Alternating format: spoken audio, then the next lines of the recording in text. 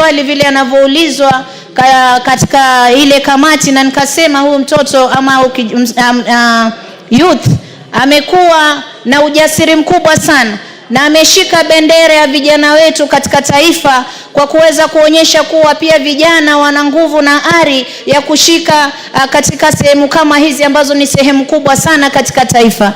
Mheshimiwa Spika, mimi napenda kuombea Mungu, najua hino kazi na mitihani mingi sana, lakini nawaombea Mungu inshallah wakati ambapo utafika wa kuanza kufanya kazi zao, wao wanaweza kulindwa na Mwenyezi Mungu na wasimame na haki na usawa. Hatutaki kuangalia ama kuona maafa katika taifa, tunawategemea kutoa haki kwa wananchi. Na Faima, mimi nasema kama mama kaunti wa Mombasa, na kuombea Mungu sana. Umetuheshimisha wanawake, na umeheshimisha vijana. Ulizungumza kwa ujasiri, umeonyesha elimu yako ilipofikia, na mimi napenda sana na nimependezwa sana, na kuombea Mwenyezi Mungu na azidi kukubariki pamoja na wenzako, na Kenya izidi kuenda mbele. Kwa hiyo tuko tayari kwenye uchaguzi, Mheshimiwa Spika. Asante sana. Majority Leader. Thank you, Honorable Speaker.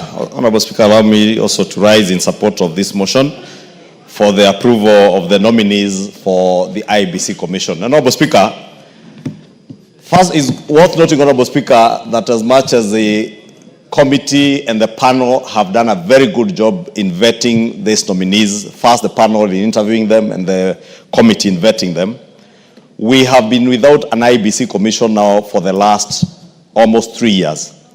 And we are indeed 3 years late in establishing an IEBC Commission. That's why, Honorable Speaker, I agree with you when you said that there is nobody under our Constitution who can injunct us from either vetting or approving these names.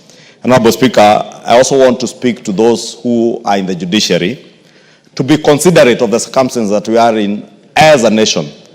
Honorable Speaker, moving on to the nominees, it's saddening, Honorable Speaker, that because of politics, a number of us out there had started demonizing some of these nominees, largely on account of where they come from. Although you are entitled 15 minutes, but I want you to be considerate and speak for much less. I will endeavor to do that, Honorable Speaker. Honorable Speaker, I was saying it was very inconsiderate also, now that I want to be considerate, to hear somebody who has held a high national office assert that Erastus, the nominee, Mr. Erastus Edung Ethekon, the nominee for chair, does not warrant to hold that position on account of where he comes from. It was sad, Honorable Speaker, that somebody can say because Erastus comes from a community that he perceives not to have shares or adequate shares in his own analysis, that Ethekon does not deserve to chair this commission. Honorable Speaker, if you read through the CV of this gentleman, a master's in law from the University of Derby in the UK, a postgraduate, a bachelor's from the University of Nairobi in law. This is someone who qualifies to be a judge of the High Court or even the Supreme Court, Honorable Speaker, and that is all that is required in law. The law never required you to come from an ethnic community that pleases those who think that it is on the basis of your ethnicity that people should be given jobs.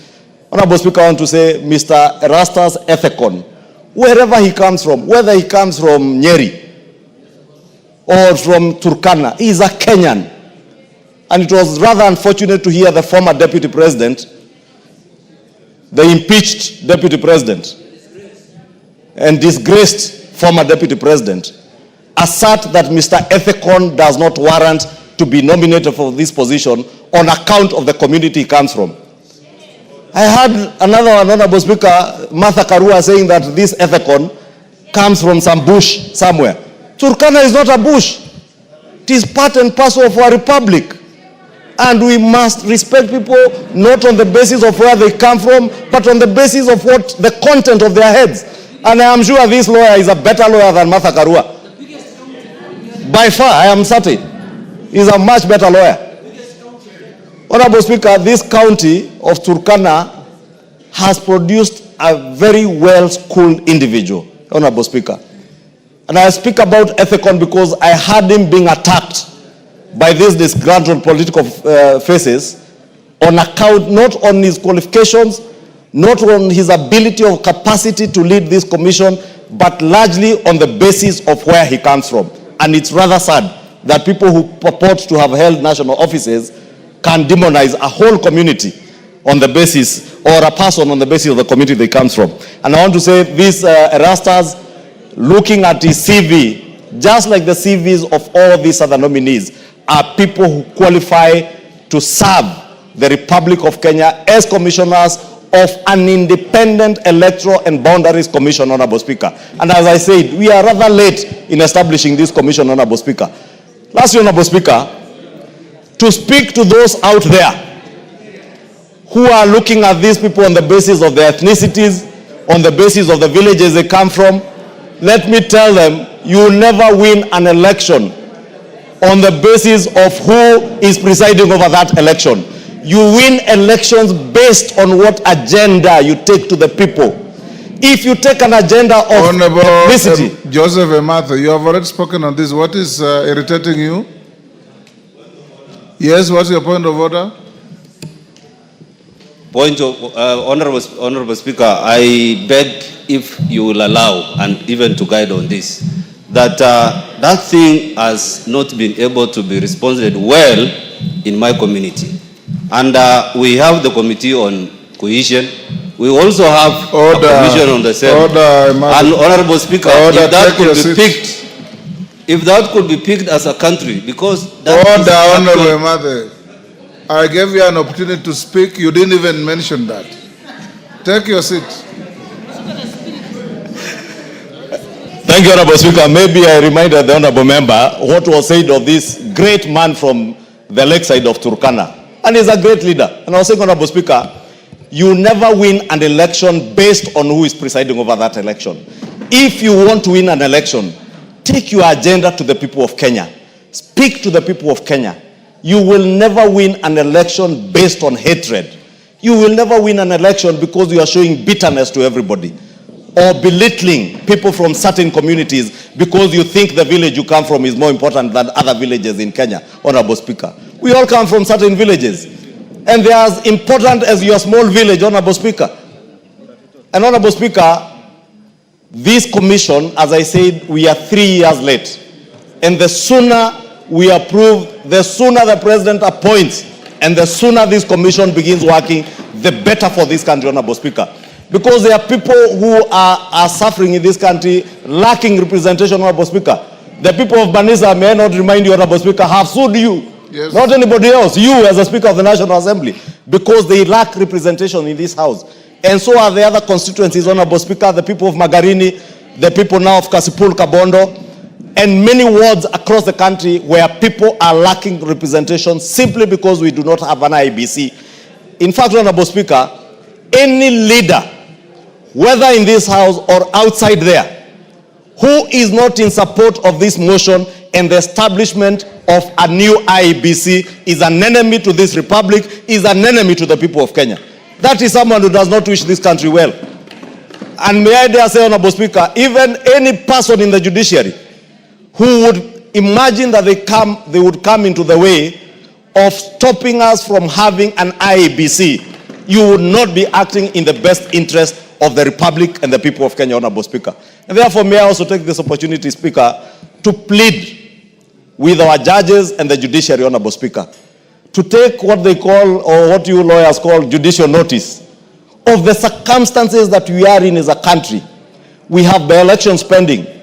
We have electoral delimitation to be done ahead of the elections.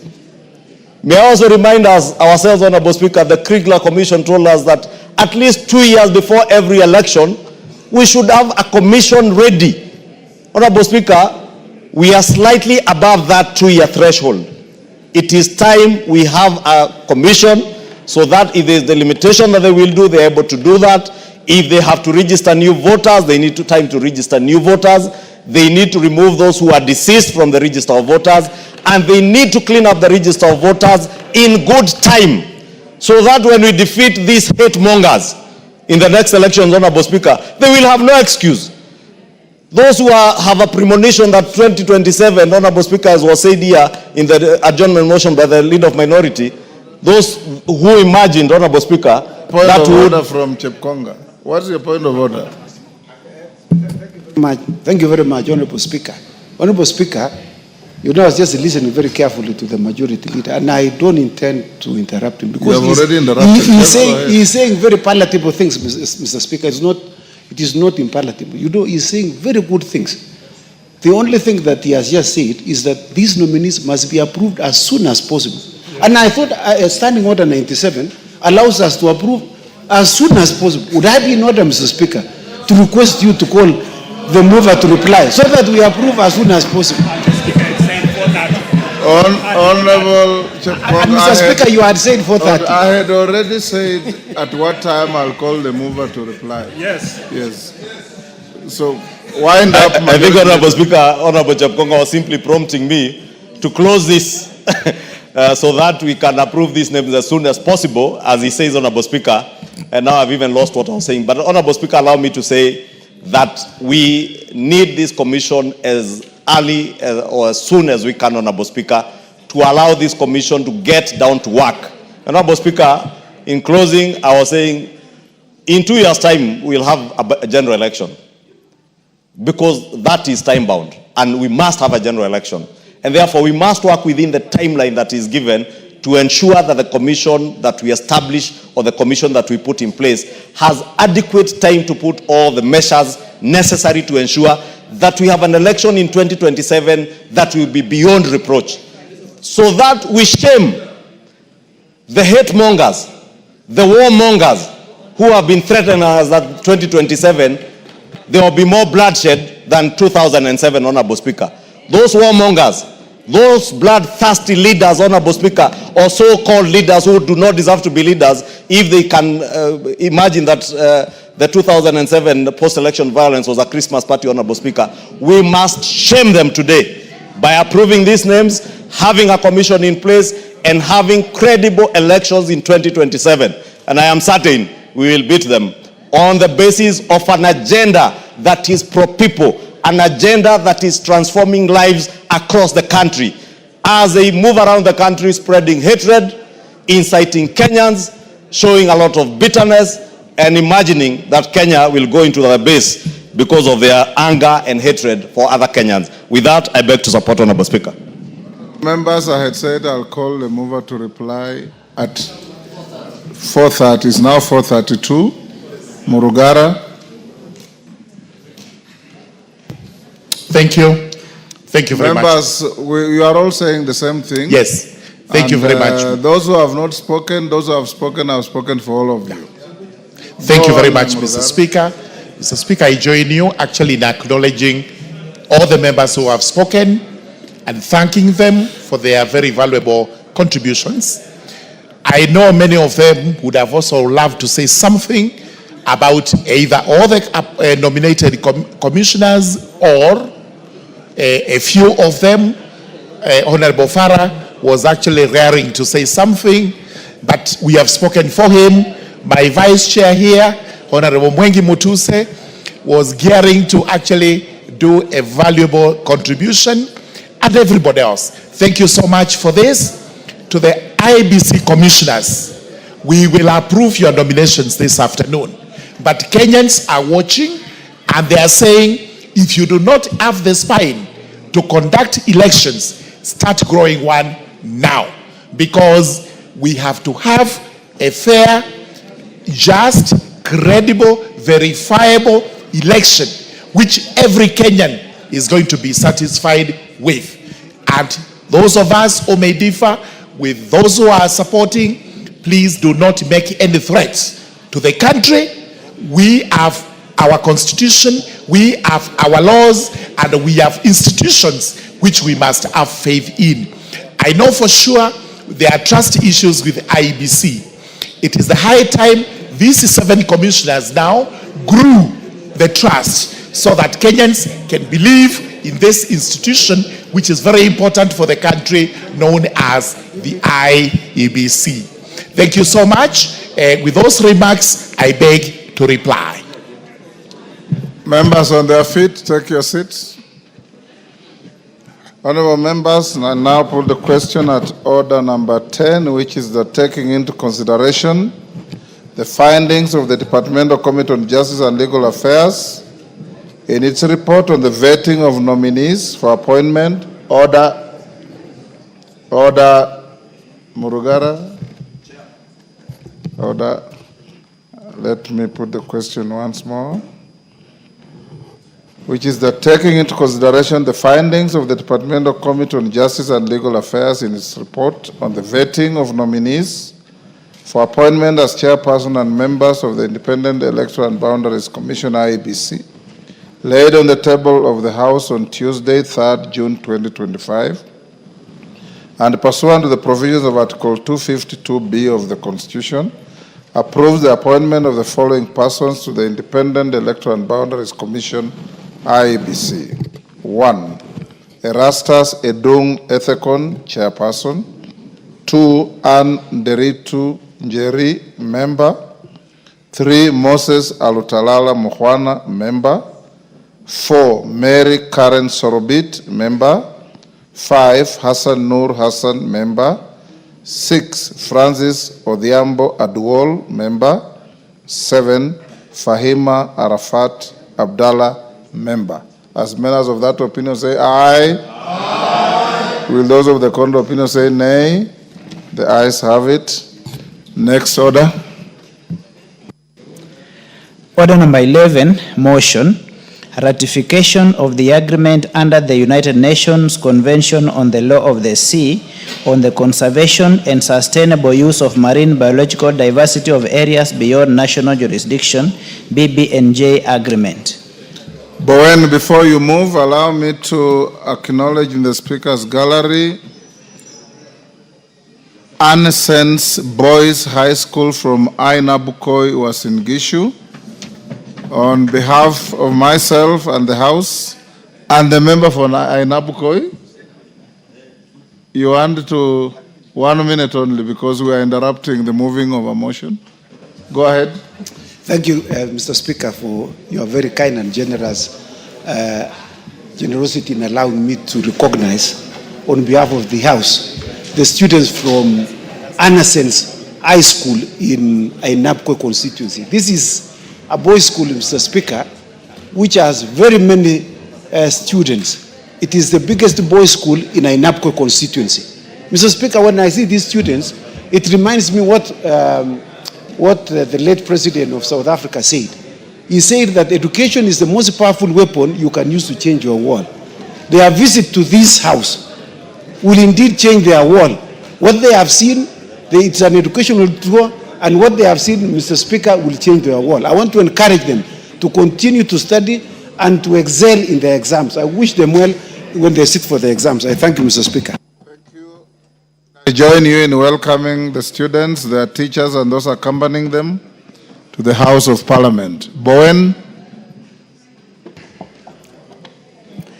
Thank you, Mr. Speaker. Mr. Speaker, I rise to move that the House approves the report of Departmental Committee of Blue Economy, Water and Irrigation and its consideration on the agreement under the United Nations Convention on the laws of the sea on the conservation and sustainable use of marine biological diversity of areas beyond the national jurisdiction, that is a BBNJ agreement.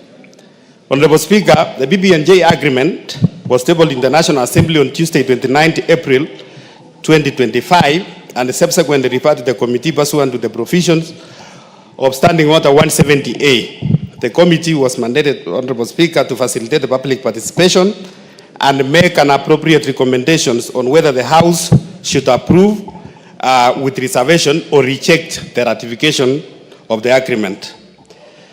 Mr. Speaker, the agreement provides a comprehensive framework to address the critical gaps in the conservation and sustainable use of marine biodiversity in areas beyond the national jurisdiction. The agreement was adopted in 19 June 2023 in New York, USA, by Intergovernmental Conference on Marine Biodiversity of areas beyond the national jurisdiction under the auspice of the United Nations General Assembly. And it addresses quite a number of issues.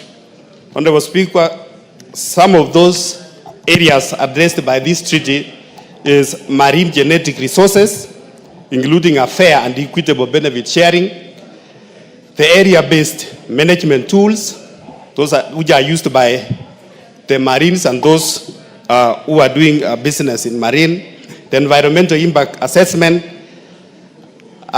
This is, Honorable Speaker, those who are doing marine business, either exploration or even fishing, before they conduct on a serious industrial in our waters, they must conduct an environmental impact assessment, capacity building and transfer of marine technology. Madam Speaker, Article 26 of our Constitution, read together with the Treaty Making and Ratification Act 4D, provides a legal foundation for incorporating international treaties into a domestic law. The National Assembly plays a critical oversight role in ratification and ensuring conformity with the constitutional values and public interest. Further, to Article 25, Honorable Speaker, of the Constitution stipulates that the general rules of international law shall form part of the laws of Kenya. Article 26 provides that any treaty or convention ratified by Kenya shall become part of Kenyan laws under this Constitution. And that is why we are bringing this treaty, Honorable Speaker, before this House this afternoon. Madam Speaker, the Treaty Making Ratification Act 4D operationalizes Article 26 of our Constitution and defines a treaty as any international agreement concluded between states and governed by international law, whether single instrument or a multiple related instruments. In this regard, it is only upon ratification by the National Assembly that the treaties and the conventions becomes part of our laws. Madam Speaker, the committee placed an advert in 2 national newspapers on Monday, 6th May 2025, inviting for a public memoranda in compliance with Article 118, Sub-Article 1B of our Constitution and subsection A3 of the Treaty Making Ratification Act under our own standing orders under number 170A. While no memoranda was received, Honorable Speaker, by deadline, the committee convened a stakeholders consultation meeting on Thursday, 29 May 2025 at Radisson Blue Hotel with representatives from the State Department of Blue Economy and Fisheries, from Attorney General Office, the State Department of Foreign Affairs, Kenya International Boundaries Office, and International Union for Conservation of Nature, Africa. And Madam Speaker, after consultation, the committee made several observations. Number 1, the BBNJ agreement is open for signature by all states and regional economic integration organization from 20th September 2023 to 20th September 2025. And it will enter into force after 120 days from the date, Honorable Speaker.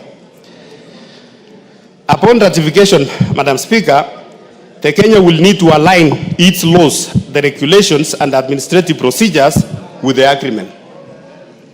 This includes reviewing the legislation on environmental protection, ocean governance, and biodiversity.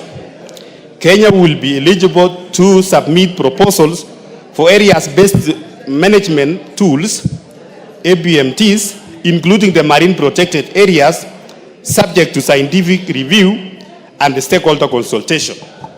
The agreement is consistent, Madam Speaker. I want to confirm that this agreement is consistent with the Constitution and promoting the environmental conservation as outlined under Articles 60, Sub-Article 1E of our Constitution, and 69 sub-article 1A, E, F, G, and H, Madam Speaker.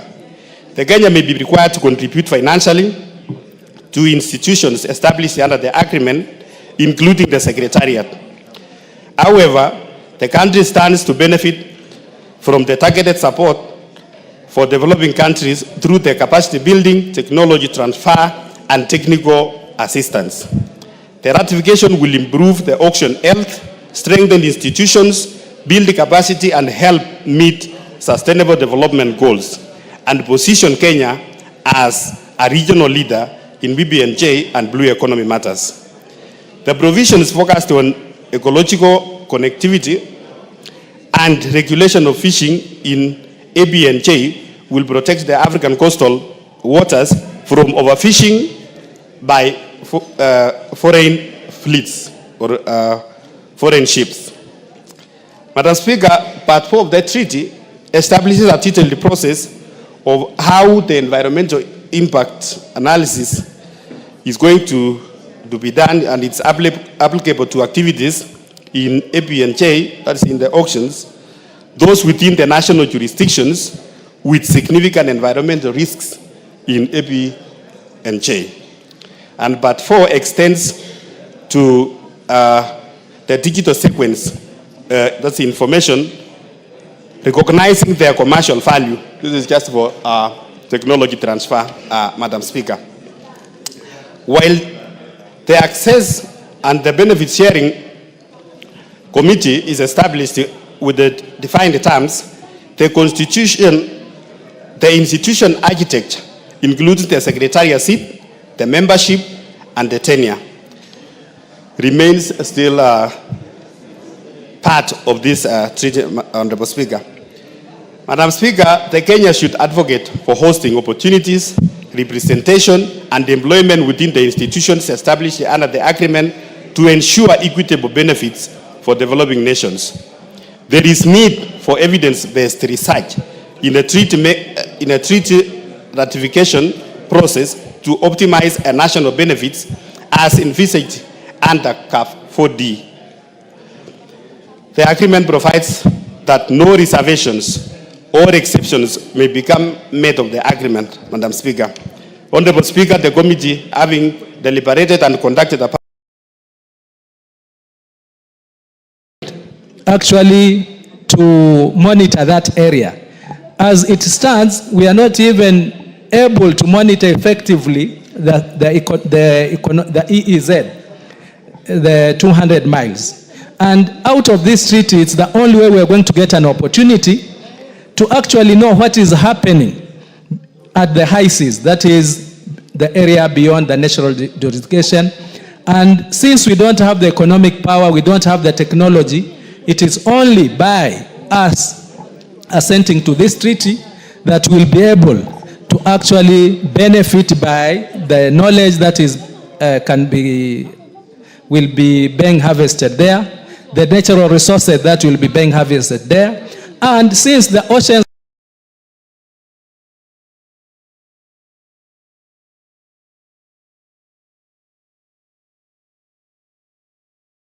are for prosperity, even when the time comes that now we can also exploit that area, then we'll be able actually to know how much fish, how much biodiversity there is in that area, and therefore benefit.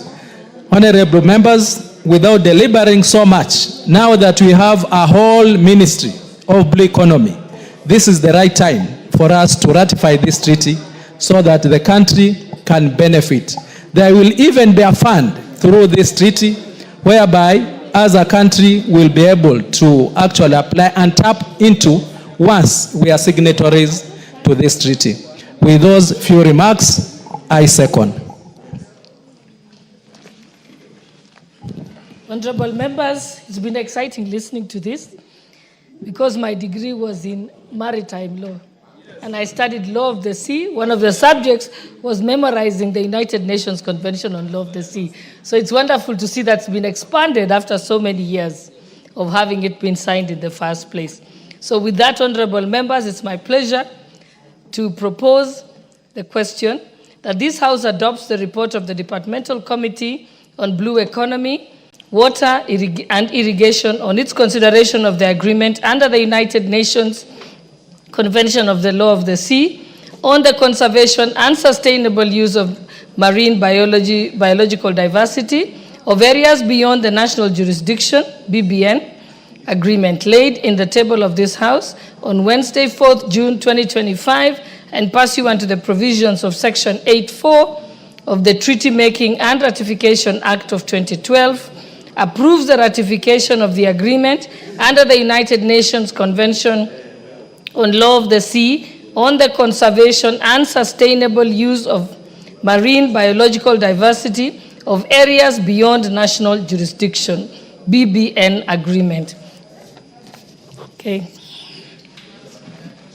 Members who want to contribute, just press the intervention button. Honorable Peter Kaluma, I know we were running the Law of the Sea program together.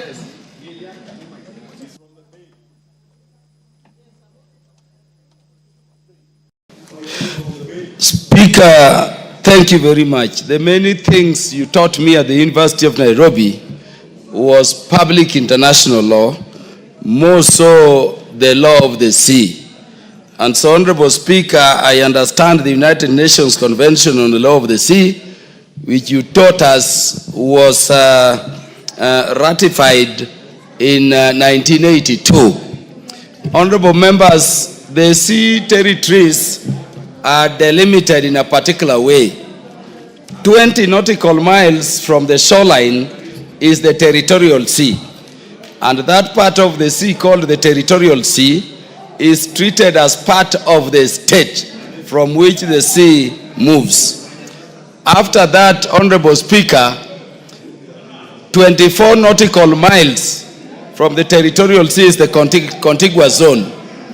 It is called the contiguous zone because it is a zone where if there were war, it is a place to which again a territorial state is entitled for purposes of its exclusive war engagements. Honorable Speaker, 200 nautical miles from the shoreline of a territorial state into the sea is the exclusive economic zone. And that exclusive economic zone, Honorable Speaker, will mean that for purposes of economic exploitation, and I'm emphasizing this, Honorable Speaker, because we came from the Blue Economy Madaraka Day celebration. And you get people largely talking about fish and fish stock. The exclusive economic zone is the entitlement of a territorial state bordering a sea for purposes of exclusive economic exploitation. So whether it is fish stock, whether it is marine life, whether it is minerals prospected and discovered under those waters, they exclusively belong to the state. I'm emphasizing that to make the point, Honorable Speaker, that when you go deep into 200 nautical miles, I can tell you if you put that water area together, it means nearly a third of the territorial boundary of Kenya is within the sea for purposes of exclusive economic zone. Honorable Speaker, under the exclusive economic zone is the continental shelf. The continental shelf entitlement of a territorial state also goes up to 200 nautical miles, but with the agreement of the world bodies, it can be extended up to 350 nautical miles. And let me confirm to the House that for purposes of the continental shelf, we've gotten the permission of the relevant committee and international body, and now we stretch up to 350 nautical miles. That means anything falling within the continental shelf from across the Indian Ocean can be exploited again exclusively by Kenya following the agreement of the international community up to that level. Honorable Speaker, beyond the exclusive economic zone and the continental shelf is the high seas. And Honorable Speaker, you know, that is the area that we say is res communis. It falls within the right of the entire global community. And that is the area, Honorable Speaker, this treaty we are seeking to ratify is concerned about. There have been cases, Honorable Speaker, where highly industrialized nations, you go to China, you go to Japan, you go to those countries which manufacture or own big ships. They are trawling in these rest communities, the IC areas, or those areas not falling within the exclusive jurisdiction of the territorial state. And what has been happening, Honorable Speaker, is that when you go trawling, you are searching for a specific, for instance, fish species, but you catch everything the nets will go with. And essentially, what you don't need, you just throw them away. So out of those practices, we are killing a lot of marine life, and there is need, that area being a rest communities, to be protected by this convention whose ratification, our agreement as Parliament, is needed for. I wanted to end, because of time, Honorable Speaker, by emphasizing the point that if you look at states like Kenya, Honorable Speaker, even going up to 50 nautical miles is still a problem because of the sizes of the ships we have and the level of technologies. We need to up our ability as a nation by investing in proper ships at our navies and at other levels so that we can protect marine life within those areas. But the areas beyond our territorial water boundaries are areas which we must protect under agreements such as this, which can, restrict these states with the power from finishing the marine life, from ensuring that we have waters which are sustainably used for people today, available for our children tomorrow, and available for our children's children in the future. With those few remarks, Honorable Speaker, I thank you very much, and I request the approval of my colleagues for this convention, whose being here confirms, Honorable Speaker, that indeed nothing can have the force of law in this country unless it is a provision coming from this house. So may we signify our approval so that this convention is ratified, it becomes part of our law, and the protection of those areas falling under the remit of rest communities is guaranteed under this agreement. I thank you, Honorable Speaker.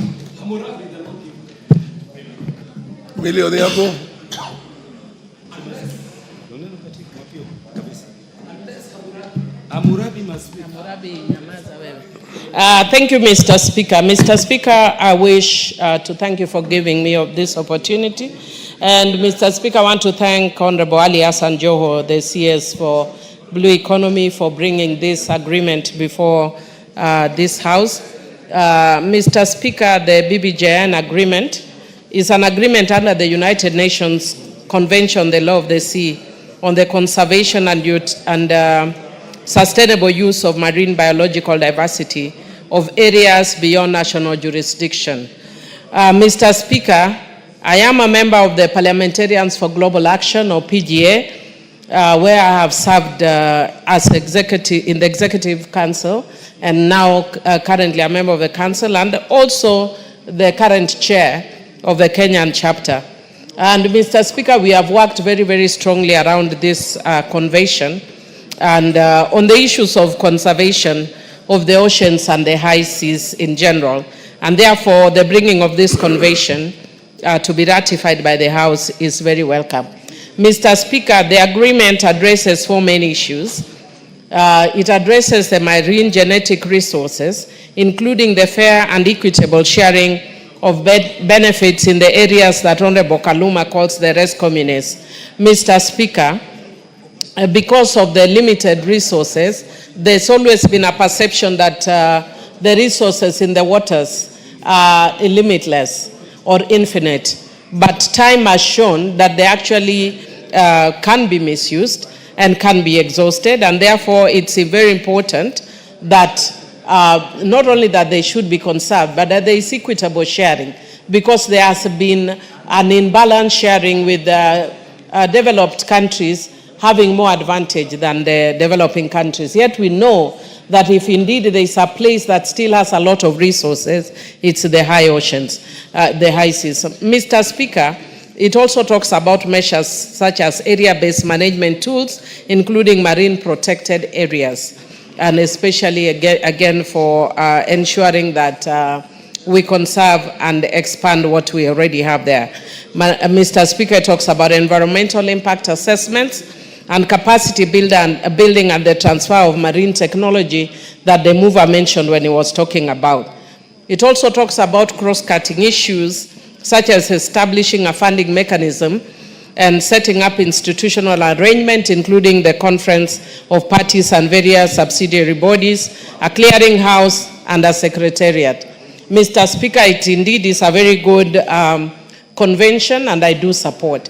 Mr. Speaker, however, I'm concerned about one thing, that if you look at this convention and a lot of the things that are coming here, the focus is very strongly on the high seas and the oceans. And sometimes we forget our internal waters. And one, I think it's when the mover was commenting, or the person who was seconding, that commented that it is important that we domesticate, once we ratify, that we domesticate by providing laws that will be speaking to the same issues as what is contained here.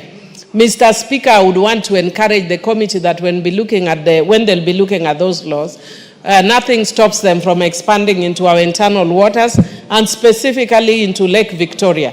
Mr. Speaker, yesterday as a Committee on Defense, we were looking, we had an engagement with an agency that works with our international boundaries, and they were talking about boundary demarcations. But if you actually look at a lot of the conflicts that happen in our whether internal waters or the high seas, the conflicts with other nations is generally about resources.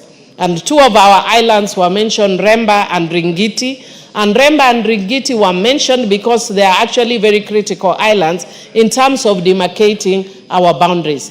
But, Mr. Speaker, those are some of the islands that always have a lot of conflicts with the Tanzania and Uganda on fisheries. And, Mr. Speaker, it is not a conflict because of political issues. It's a conflict on fishing. It's a conflict on resources.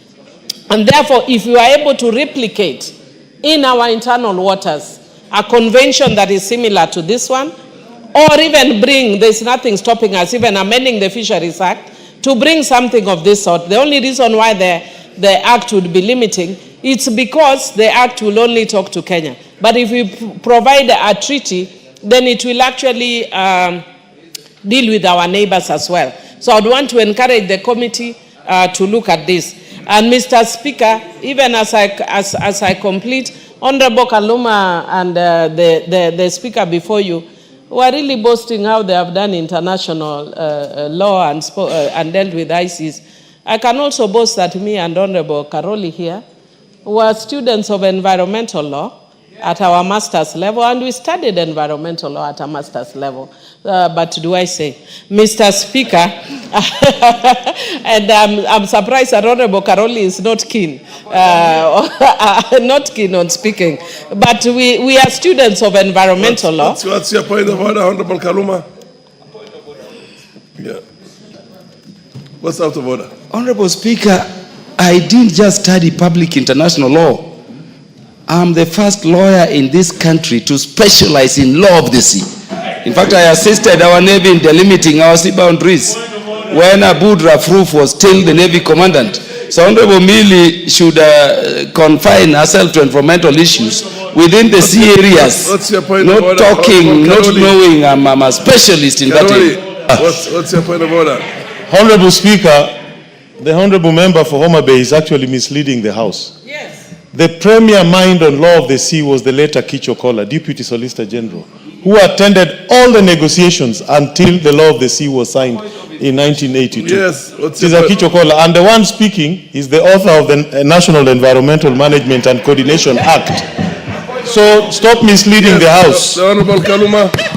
Information. Honorable Speaker, Okola participated in coming up with the United Nations Convention on Law of the Sea. But at the very heart of that convention was Dr. Androniko Oduogo Adede from Kwabuaen, Homa Bay. And that is something for which he is credited. And Dr. Androniko Oduogo Adede was my master's lecturer when I was studying law of the sea. I think that is a point Honorable Karoli was forgetting. Mr. Speaker, I have the floor. Mr. Speaker, I have the floor. And I want to educate Honorable Kaluma and tell him that there's a reason that I'm a senior lawyer the Honorable Dr. Andrew Dede that is so proudly talking about was my boss in Letwal International. So don't even try. Yes. We've been there, done that, and got a t-shirt. So don't even try. Majority Leader. Majority Leader. Give the mic to the Majority Leader. Thank you, Honorable Speaker. Honorable Speaker, I just want to inform the House that the Honorable Kaluma is from Homa Bay County. The Honorable Millie Odhiambo is from Homa Bay County. The Honorable Karoli Omondi is from Homa Bay County. And you can hear the debate is about the law of the sea, environmental law, and the battle of wits of great men and women, great scholars from the county of Homa Bay. And Honorable Speaker, you know, we were in Homa Bay over the weekend, and the people of Homa Bay are a great people. Therefore, Honorable Speaker, let me also assert that the Honorable Millie Mabona Odhiambo, being a law student and having studied environmental law, part of what this treaty seeks to look at are issues touching on environment in the sea. Therefore, the law of the sea, the law of the environment merge and converge. Whether they converge in Homa Bay or in the National Assembly, it's converging and we all move together, happy. Honorable KJ. Mr. Speaker, I was of a different opinion, Mr. Speaker. On an afternoon when we have very serious business to transact, I wanted you to find this debate totally out of order, because the display here is a display of something that is well known to this country. The tyranny of brains, the tyranny of Akili from Nyanza. And it has been displayed fully. We do not need to belabor the point. We know we have some fine brains from that area in the House, and we also know that there are and fog bearers who are also... Order. Honorable KJ. Order. The chair assumes that some of those brilliant state of the current intellectual dissipation can also, basically permeate to the members, the overall House here, so that you, whatever you want to call it, I remember they used to say through osmosis or whatever it is, but order, Honorable KJ. Are you going to get your time to conclude? So this is it's well accepted. We are learning. We are learning a lot from these fine minds from Homa Bay. So proceed, Honorable Millie Odhiambo. I also did public international law. I did law of the sea, but nowhere near where the specialization. Then we can allow you to stay in our circles. Proceed. Mr. Speaker, before I conclude, I just wanted to say that I'm also currently doing my PhD in Daystar University. Excellent. And I am dealing with the issue of development, leadership, and on the issue of leadership and governance. And one of the things that I'm debating about, studying about, is whether there's something unique about Homa Bay. Mr. Speaker, the late General Ogola he came from Sia, but grew up in Homa Bay. CS Education, the current CS of Education, same primary school with me, Homa Bay Primary. PS Omolo, Homa Bay. Tomboya, Homa Bay. I can go on and on, but do I say? We are serious. I can see the chairman budget now is trying to purport to have a girlfriend from Homa Bay, especially Homa Bay town. And I know Honorable Kaluma can now be proud as the member of parliament for Homa Bay, because we are serious. But that aside, Mr. Speaker, what I was actually saying is that it is true, just as even Honorable Ichung'wah said, because we are dealing with the high seas. But we sometimes forget the inland waters. Yes. The inland waters that has produced these great men and women like myself. And because we are told when you're growing up, you're told if you eat fish, you become completely brilliant. And I would want to encourage the committee, the relevant committee, to look, whether it is through the amendment of the Fisheries Act, which I don't think is very appropriate, but it's towards moving a more bilateral agreement between Uganda and Tanzania. And the agents we met yesterday has already agreed that they'll be willing to work with us, because theirs is limited to boundaries. But we want to look at the issue of shared resources. The same that we are having for the high seas, we need to have for inland waters, so that we don't have our fishermen taken to Uganda, forced to eat raw fish with all our intelligence, and also forced to pay fines because they are fighting over the resources in Lake Victoria. Otherwise, with those few remarks, I beg to support. Yes, the honorable member for Ndiwa, indeed Ndiwa. Thank you, Mr. Speaker. The learned friends have talked about the anatomy and physiology of the sea and the boundaries. But I just want to say that in a global village, some households are bigger than others.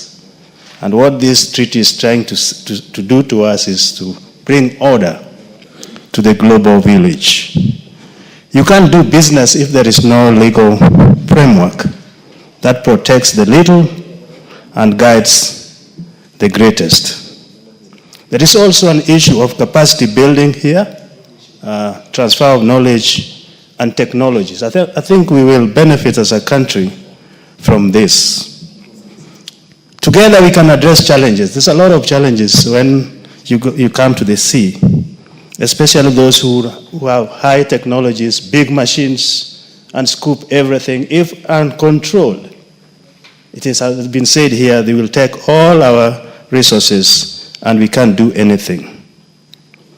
Sensitivity to environment has been well spoken about. And of course, we have a share on this. And this treaty will bring everybody to order so that we can protect our environment. But who would like to be exploited? And who would like to get into conflicts with big powers? And then lastly, Mr. Speaker, which is very vital in this treaty, is the tapping into funds that can also help us as a small nation. So in all, I support the treaty. Thank you, Mr. Speaker.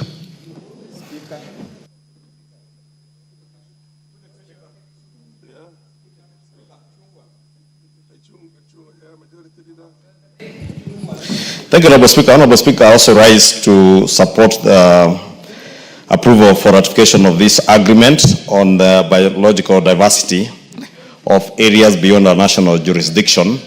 Honorable Speaker, as the mover said, this agreement was adopted in June of 2023 in New York. And so far, Honorable Speaker, from what the mover has said, a total of 100 and almost 123 countries have signed this agreement, and about 26 have ratified this agreement, Honorable Speaker. And we should not be late, Honorable Speaker, because as has been said by the mover, and as was noted by the committee, we as a country stand to benefit a lot. As much as, Honorable Speaker, as with the signing of this treaty and its ratification, we also be bound to pay certain fees, especially towards running of the Secretariat, but also stand to benefit in terms of, Honorable Speaker, the things that we will get as a country that come to nations that border the seas and among developing countries, Honorable Speaker.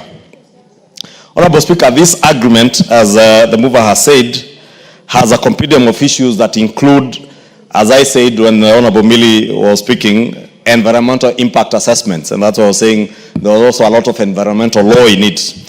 It also includes marine genetic resources, including fair and equitable benefit sharing. And Honorable Speaker, as the mover and the chair of the committee had said, this agreement covers the area that is beyond the 200 nautical miles from our coastline between countries that share the seas or the ocean. And there is that area which would be naturally be considered as no man's land. And if there is no treaty or agreement that governs that area that is beyond our national boundaries, Honorable Speaker, or beyond the 200 nautical miles, then that space is bound to be abused by many people. Honorable Speaker, in order to ensure that if there are any benefits, whether it's minerals, whether it's fishing, that is being done along those areas, then the countries that border those areas benefit and share the benefits of the whatever resources, that marine resources that be in that area, equitably and fairly. And that is what this treaty seeks to establish, Honorable Speaker.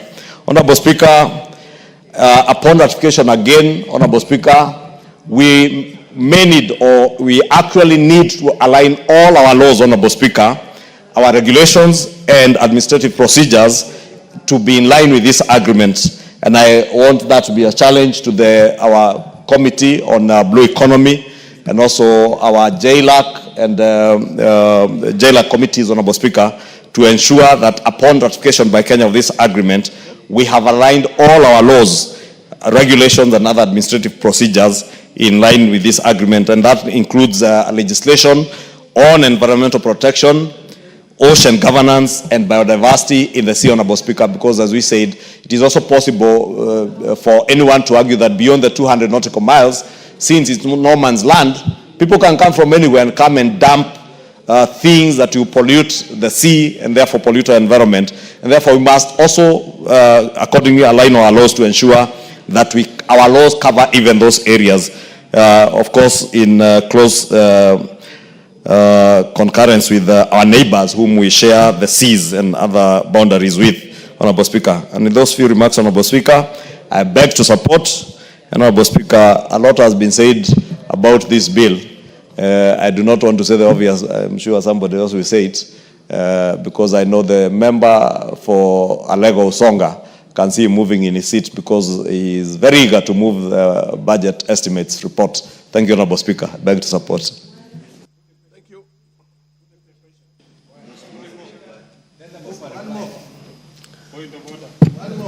Yes, what's your point of order? What's your point of order? One more. Thanks. Thank you very much. I thought I'm the one with the mic. You were on a point of order? Yes. And this is to conclude the debate. Can I allow the Honorable Russell just to take 1 minute and say something? Thank you very much, Honorable Speaker. Honorable Speaker, I'll take less than 2 minutes to contribute to this very important debate. I think this particular agreement is profound.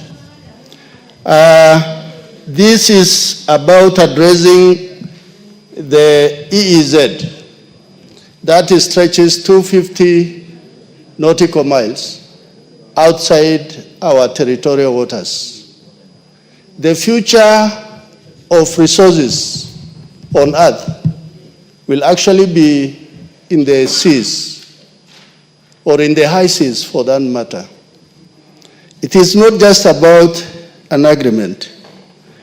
I think it is about how we are likely to exploit marine resources, not by using just our resources, but using resources of partners. There'll be exploitation of minerals, such as oils, such as whatever will be found in the deep sea, which will be highly beneficial to Kenya. Honorable Speaker, this is also about the freedom of the sea, that major world operators of ships and also of major navies are likely to use our EEZ. Then they are likely to cooperate with us to be able to do that. There must also be cooperation in the Indian Ocean Rim, where we occupy a sizable part of the East African or the Horn of Africa coastline. Finally, Honorable Speaker, they say that the next frontier of conflict will be in the sea, because every nation, many having exploited to the full extent what is on land, they'll be moving to the high seas. So for that reason, this particular agreement is very important, and Kenya must really be prepared in terms of resources, in terms of military power, to be able to protect what rightfully belongs to this country. With those remarks, I support. Thank you, Honorable Speaker. Yes, what's your point of order, Honorable Thank you, Honorable Speaker. Honorable Speaker, considering that the blue economy is also in the budget, and I know those who would want to contribute on the same can still contribute on the blue economy, which is still part of the budget, would I be in order to call that the mover be asked called to reply, and we'll continue the debate because the blue economy is there, the sea, and it's part of the budget, so we can proceed with it after the mover of the budget and appropriation, my chair. Honorable members, I now call upon the mover to reply. As many of the appearance say aye. Aye. As many of the contrary appearance say nay. The ayes have it. Thank you, Honorable Speaker. Mr. Speaker, allow me to thank all the colleagues who contributed to this motion for the ratification of BBNJ agreement. And Mr. Speaker, I want to take note of what the Honorable Millie said about there is need, as we ratify also treaties, international treaties, there is need to have even our own, say, East Africa treaties on fisheries, so that the shared resource like we have of Lake Victoria, Honorable Speaker, because of what is happening, we have seen many of our fishermen being arrested on the Ugandan side, and there is some issues around Migingo. If we can have even an agreement between Kenya, Uganda, Tanzania, and all those who are using Lake Victoria waters, I think it is something us as a committee, Honorable Speaker, we are going to take it up to, with the State Department. Mr. Speaker, so I don't want to repeat myself. I reply. Thank you. Next order.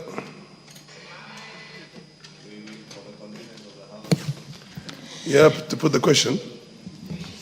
Order number 12, motion, consideration of the budget estimates for the financial year 2025-2026, general debate.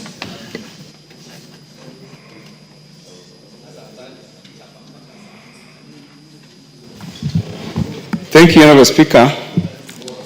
Honorable Speaker,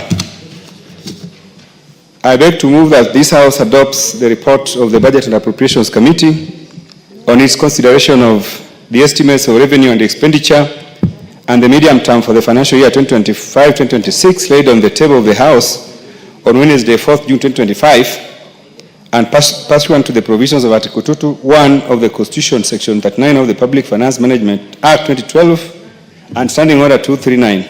1. Approves the issuance of a sum of 2,538,293,978,440 from the consolidated fund to meet the expenditure during the year ending 30th June 2026 in respect to the votes contained in the first schedule, subject to paragraph 3, Committee of Supply. 2. Makes the policy and financial resolutions contained in the second schedule to the order paper. And 3. Orders that the Speaker do now leave the chair to facilitate the consideration of the said budget estimates with respect to each vote and program in the Committee of Supply as contemplated under Standing Order 240. Consideration of the estimates in the Committee of Supply. Honorable Speaker, I would like to, first of all, as I move, begin by thanking members of Budget and Appropriations Committee for their diligence in processing the estimates that were brought before us. Honorable Speaker, budget making is a sole mandate of this House, and all members of this House participate in budget making through their departmental committees. Honorable Speaker, in the reviewing of these estimates, we listen to departmental committees represented by their chairman. And I also want to thank them, Honorable Speaker, because departmental committees brought to us very, very progressive highlights of the programs that the government is implementing in various departments. Honorable Speaker, in the course of processing the estimates, we were able to listen to proposals from the departmental committees, some proposing changes, some staying the changes. Honorable Speaker, it is not in the DNA of Budget Committee to refuse to adopt changes brought by members of this House through their committees. I want to say, Honorable Speaker, that as we are processing the estimates, there are some changes that the committee did not allow, but 99% of the changes were allowed.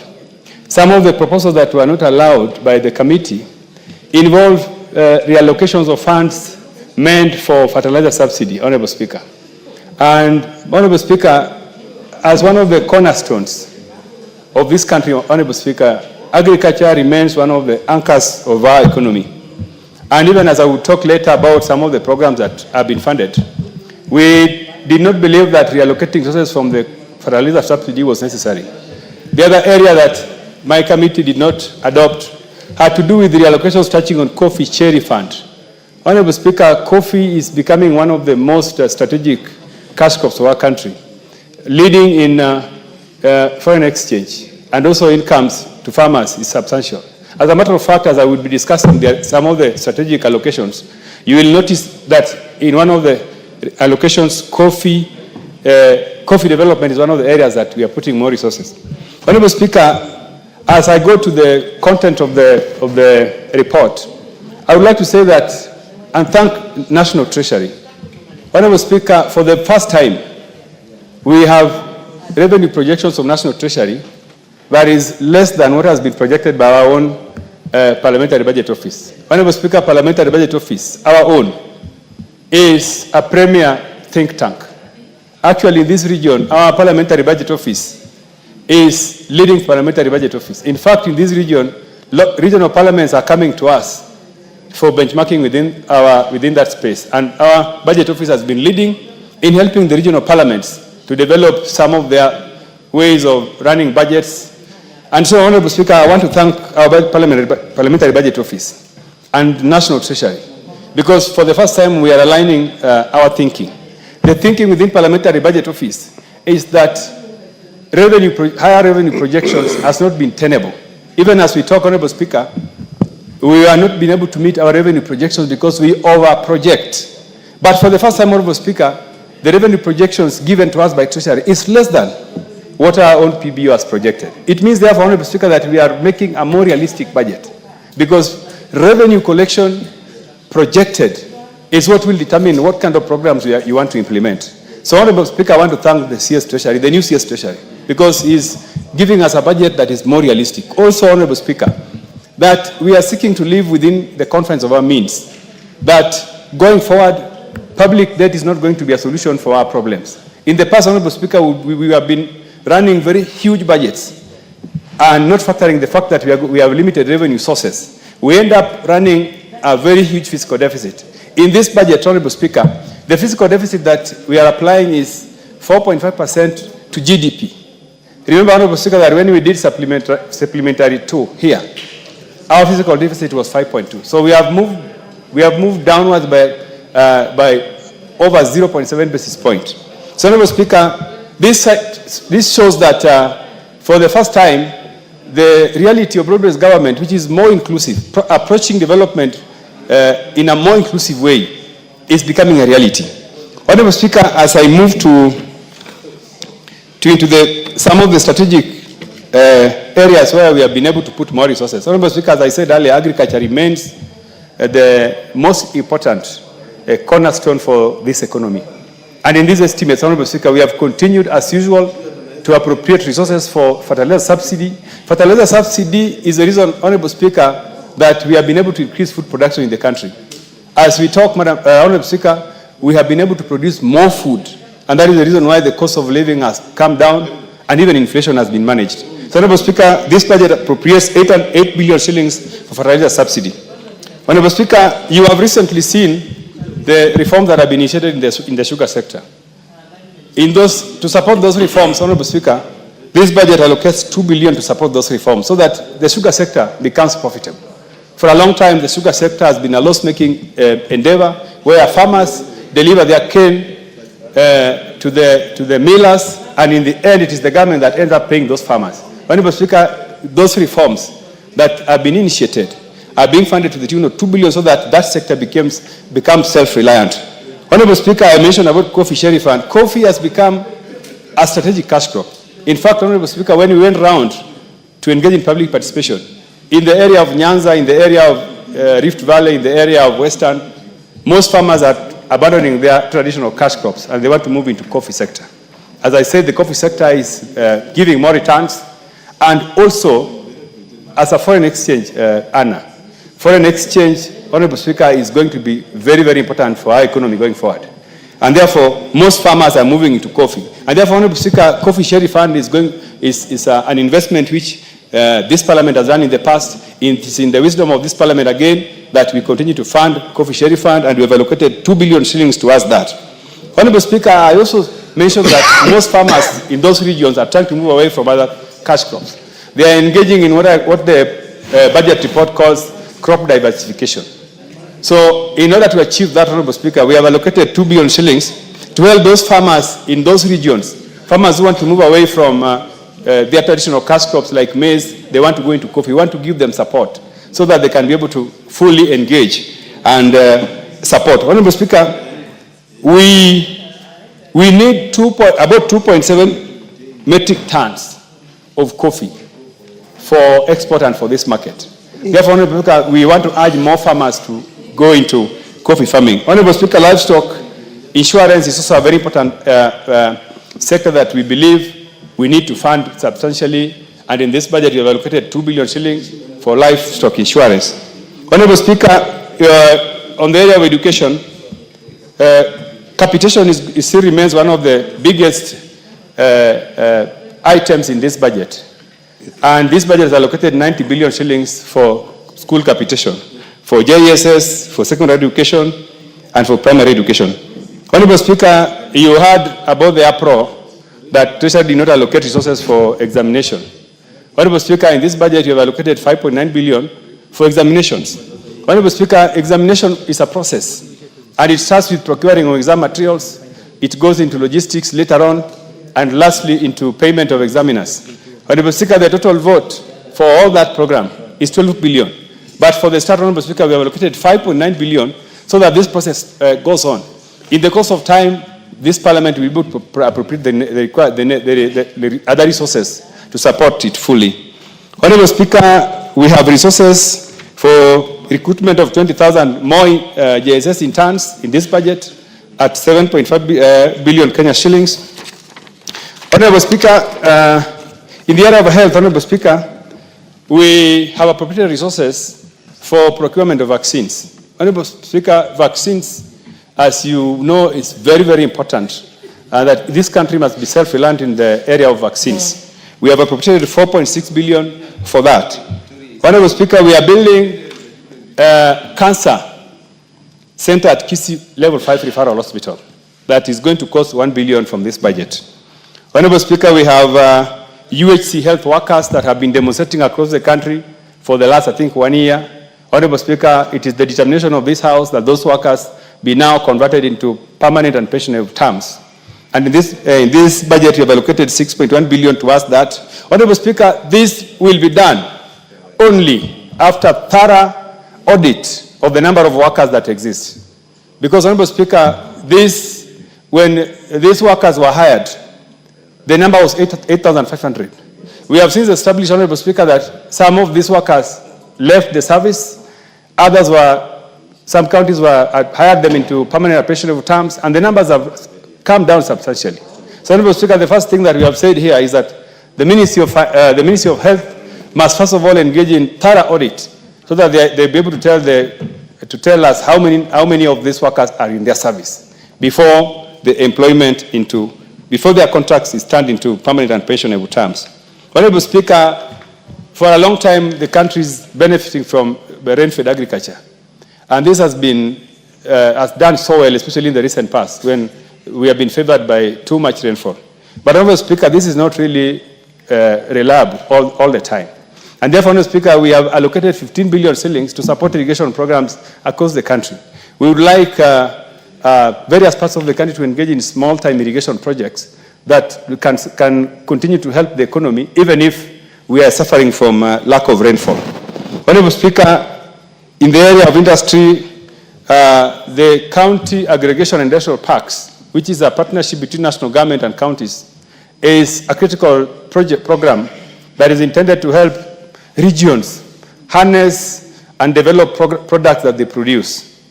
So, Honorable Speaker, in this budget, we have continued to allocate more resources towards this program, 4.6 billion that is allocated towards that, so that those programs in the counties, they can be concluded so that our people can be able to benefit from those program. Honorable Speaker, there are so many Kenyans that are still landless, that do not have, government cannot be able to accommodate, give them land where they can be able to make their living.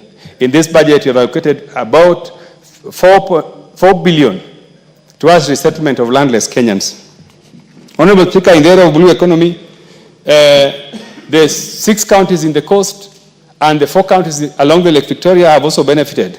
An allocation of 5 billion shillings to help those fisher folks around the areas at Lake Victoria, that is Siaya County, Homa Bay County, Kisumu County, Migori County, and the other 6 counties in coast, Kwale, Kilifi, yes, Busia also. Thank you. Thank you, Mheshimiwa. Busia.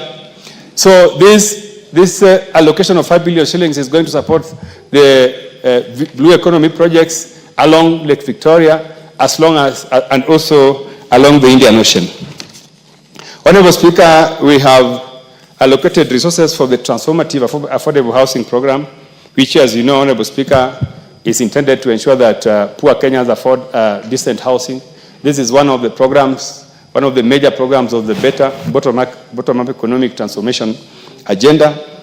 And this program is successful, Honorable Speaker. If you saw last week, when the President was in Mukuru, launching the program, it was beautiful. We believe that this program needs to continue, and this House has allocated, we have allocated about 95 billion towards that. Honorable Speaker, as I conclude, I would like to say, Honorable Speaker, that we have a broad-based government that is inclusive.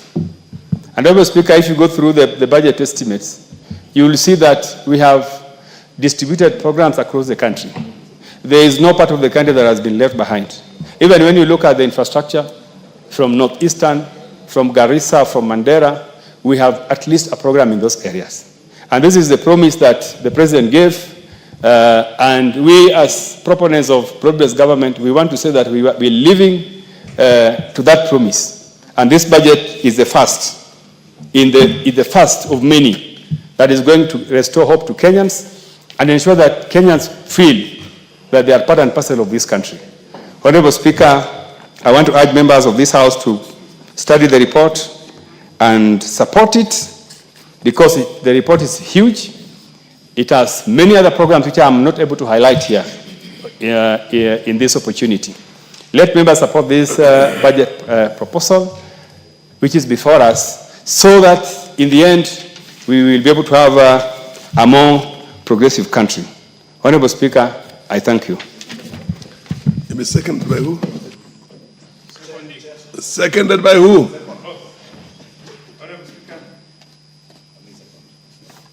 Honorable Speaker, I would like to ask the Majority Leader to second. Proceed, Majority Leader. Thank you, Honorable Speaker. And allow me, Honorable Speaker, to first thank the Chair, our new Chair of the Budget and Appropriations Committee, and all the members of the Budget and Appropriations Committee, together with our chairs of the departmental committees and the entire membership of the departmental committees, and especially the very diligent ones like Honorable Nyikar, who is still here, to ensure that whatever he took before the Budget and Appropriations Committee has been considered. Honorable Speaker, it is worth noting, I can hear others protesting like the Honorable KJ, in charge of the CII committee, to ensure that the digital economy is also well catered for. But Honorable Speaker, I was congratulating and thanking these members, because when we usually break for the long recess, these members that sit in the departmental committees and those who sit in the Budget and Appropriations Committee, this long May recess usually have no recess. And they put in a lot of their time away from their families, their constituents, to sit and deliberate on these budget estimates. Honorable Speaker, as the Chair has ably put it, these budget estimates, as they came to us, Honorable Speaker, come in the backdrop of a time that is both promising and one that where we are coming from a very difficult period economically. And that, Honorable Speaker, you can see from the revenue projections from what we had last year, and with the challenges that we've had this last financial year that is now ending this June. Honorable Speaker, you remember this is a year that we had a very false start at the beginning of the year with the collapse of the finance bill. And eventually, when we rescued the revenue-raising measures that were in the finance bill of 2024, at the end of December, at the beginning of December last year, we have only had about 5 months to be able to realize the revenue projections that had been envisaged as we prepared the budget estimates for the last budget of the 2024-2025 financial year. Honorable Speaker, we are fortunate that this year, Honorable Speaker, we are starting off at a time when our economy is not doing very badly as it were before, and there are less disruptions, Honorable Speaker, to our economy. The rains have done us a little bit of justice, Honorable Speaker, and therefore also food production in the backdrop of the subsidized fertilizer program, which has been provided for adequate resources in these budget estimates, have augmented our productivity in terms of food production. And when a nation is food secure, then the economy is naturally bound to do better, because we have always prided ourselves as being an agro-based economy. And that means, Honorable Speaker, that when agriculture is doing well, the entire economy naturally will do well. And that has been reflected, Honorable Speaker, with the improving prices of our food items, the food items whose prices have been going down for consumers, and also better returns for farmers, be it farmers in the dairy sector who are now, through KCC, enjoying at least a minimum of 50 shillings per litre of their milk delivered to KCC. Not to mention also, Honorable Speaker, farmers in Embu who are happy. And I can see Honorable Mukunji smiling, because he knows farmers in Manyata now are happy lots, benefiting from very good coffee prices, the best in the last 10 years, Honorable Speaker. And this has been as a result of progressive and very well-focused economic policies that this government or this administration chose to embark on in the year 2022, away from the populist things that people say out there in funerals and in weddings and other political rallies, Honorable Speaker. These policies that have been implemented under the bottom-up economic transformation agenda are bearing fruit, and bearing good fruit for the people of Kenya. Some, of course, Honorable Speaker, as we said earlier, may not have been very popular with the people. But it is not always that true that what is popular is correct and what is right is popular. And I am glad that this administration chose to do that which is right, not necessarily popular. But the popularity of those policies now can be seen, Honorable Speaker, including the huge investment that has been made in the housing sector, Honorable Speaker, with the implementation of the housing agenda in this country. Many people doubted whether this would be a reality, but with the continuous handover of completed units, the 1,200 units in Mukuru, Honorable Speaker, caused a huge frenzy in the country, because many people were made to believe by naysayers that the housing agenda would never be, and you'll never see those houses. And people believed that those houses were being built for a select few, and probably expected that these members of parliament, governors, ministers would be owners of those houses. Today we have seen Mama Samakis in Homa Bay, Mama Mbogas in Kisumu, border riders and hawkers in Nairobi, in Mukuru, being owners, proud home owners, Honorable Speaker. And there is no greater dignity that we can give to our people other than giving them the opportunity to become home owners and become economically stable, Honorable Speaker. Honorable Speaker, this budget estimates, Honorable Speaker, come with revenue projections, including A&A or appropriations in aid that are to the tune of 3.3 trillion shillings. And to be precise, 3.316.9 billion or 3.3 trillion, Honorable Speaker. And that constitutes about 17.2% of our GDP. On the other side, Honorable Speaker, we have expenditure estimates of 4.239.9 trillion or 4,239.9 billion. That's 4.2 trillion. That tells you, Honorable Speaker, ahead of anything else, you're already in a deficit of close to 876 billion. And that constitutes, again, a fiscal deficit of about 4.5% of our GDP in the next financial year. Honorable Speaker, I'm mentioning these figures because it's important, even as we embark on what the Speaker this afternoon has read out to us in his communication on a mediation process with our colleagues in the Senate on the division of revenue, that we mediate. And I want to take this opportunity to implore on the governors, our senators, that even as we go into that mediation process, we bear in mind the kind of figures we are talking about. Because it's very easy, Honorable Speaker, to throw around figures of 480, 500 billion and say this is what should go to the counties. And I've just said this afternoon, Honorable Speaker, in an interview with one of our media stations, that we all support devolution. And we support devolution and would all want to even see figures to the tune of 600-700 billion at one point in time going to our devolved units in the counties. Even as we call for accountability on how that money is utilized in our counties. Because again, a lot of this money is being looted in the counties, Honorable Speaker.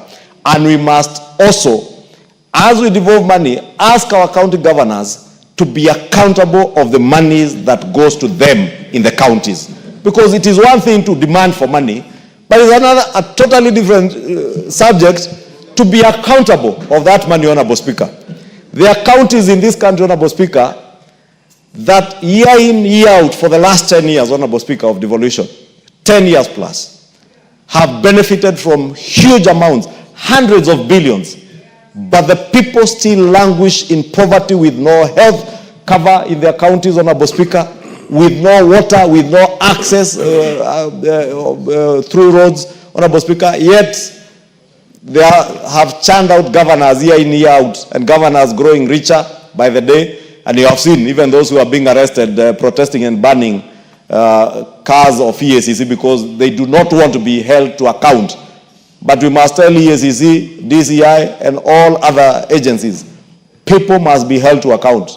If members of parliament are held to account over NGCDF that they do not implement, but if there is an issue with your NGCDF, the headlines, the banners will be so-and-so member of parliament, so much money has been lost in your constituency because you are the member of parliament, yet you do not in any way implement the programs under NGCDF.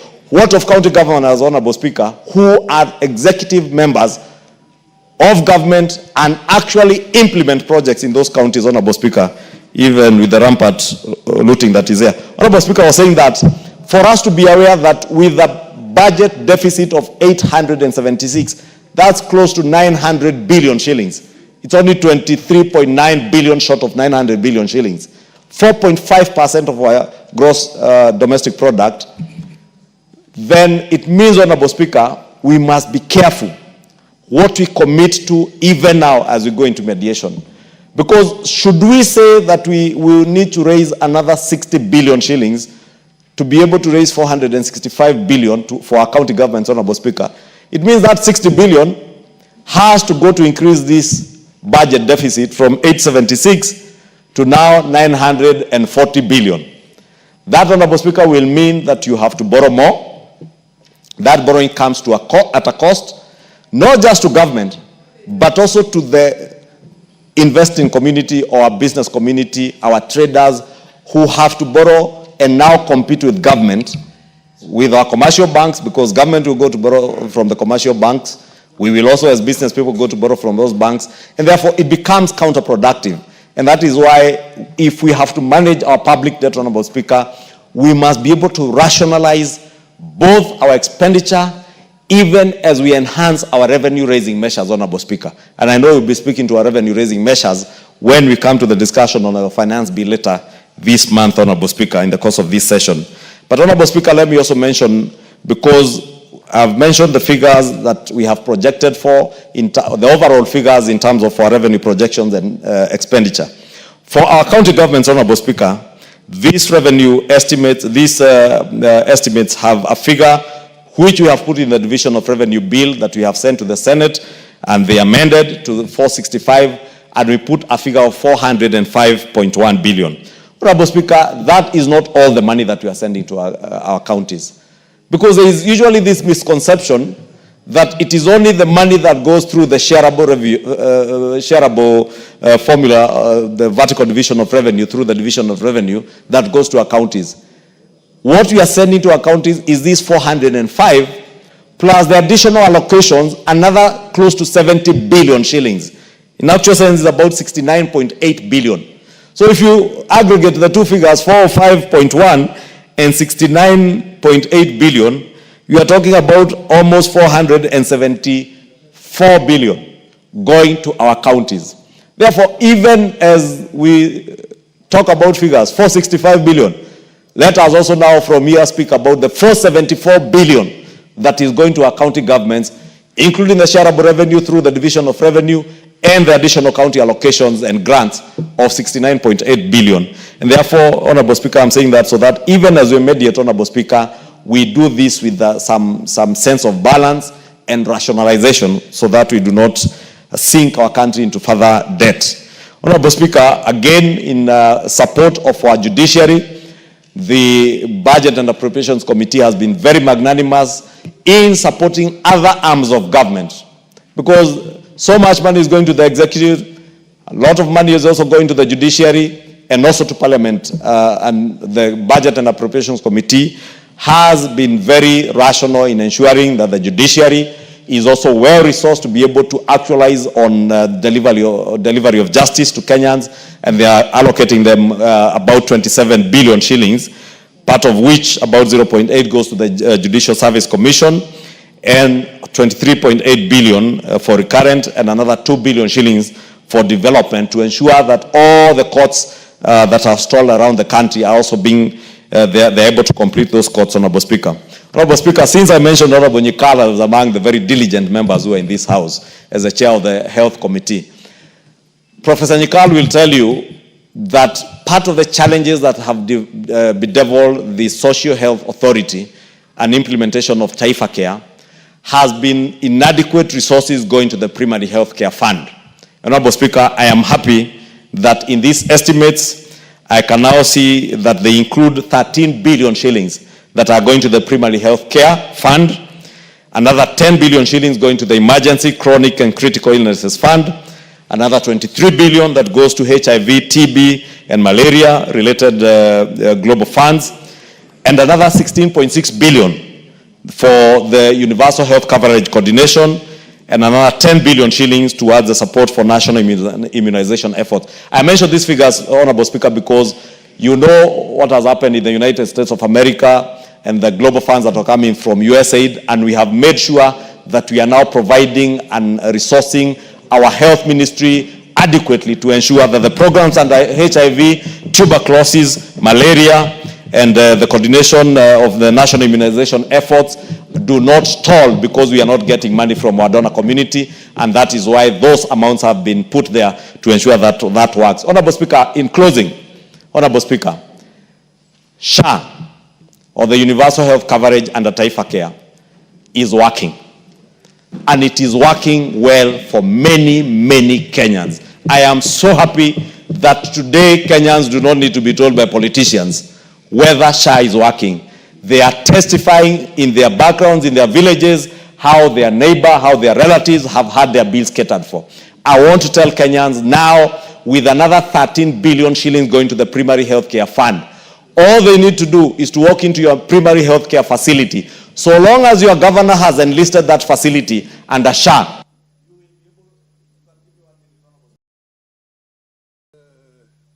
Just give him. Honorable Speaker, I was saying any governor who has enlisted at primary health care facility, be it a level 1, level 2, level 3 hospital, under the Universal Health Coverage or the Social Health Authority, any Kenyan within that locality can now walk into that dispensary, get treated, and go home without paying a single shilling or a coin, so long as your governor has enlisted. So Kenyans must ensure that governors have enlisted all their primary health care facilities. They are level 1, level 2, level 3 facilities, since this 13 billion is there up for grabs to treat you for free. For free, Mr. Speaker. Let me insist, for free in any healthcare facility. If you get an accident, Honorable Speaker, you have another 10 billion shillings going to the Emergency, Chronic and Critical Illnesses Fund to ensure that if I get an accident, I am enlisted under SHA, I will now get treated for an emergency, a chronic illness, for free again. in a dispensary or health center level 4 that is enlisted under the SHA platform, Honorable Speaker. And with that, I beg to support and urge members to support these budget estimates, even as we look forward to considering the revenue estimates when the finance bill eventually is tabled before us by the Finance Committee. And congratulations to our Budget and Appropriations Committee for the good work and the huge effort that they put in ensuring that they have rationalized our expenditures with our revenue estimates to give us a product that will be good for our economy, even as we continue to grow our economy from the bottom up through the bottom-up economic transformation agenda. I beg to second. Honorable members, I now propose the question that this House adopts the report of the Budget and Appropriation Committee on its consideration of the estimates of revenue and expenditure and the medium term for the financial year 2025-2026, laid on the table of the House on Wednesday, the 4th of June 2025, and pursuant to the provisions of Article 221 of the Constitution, Section 39 of the Public Finance Management Act of 2012, and Standing Order Number 239. Roman 1 approves the issuance of a sum of Kenya shillings 2,538,293,978,440 from the Consolidated Fund to meet the expenditure during the year ending 30th June 2026 in respect of the votes contained in the first schedule, subject to paragraph 3rd Roman, Committee of Supply.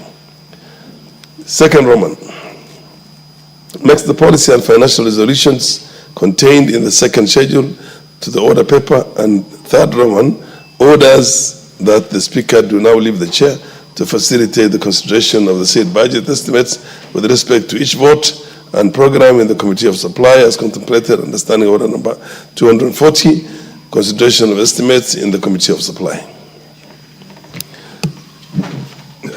The Honorable Aseka.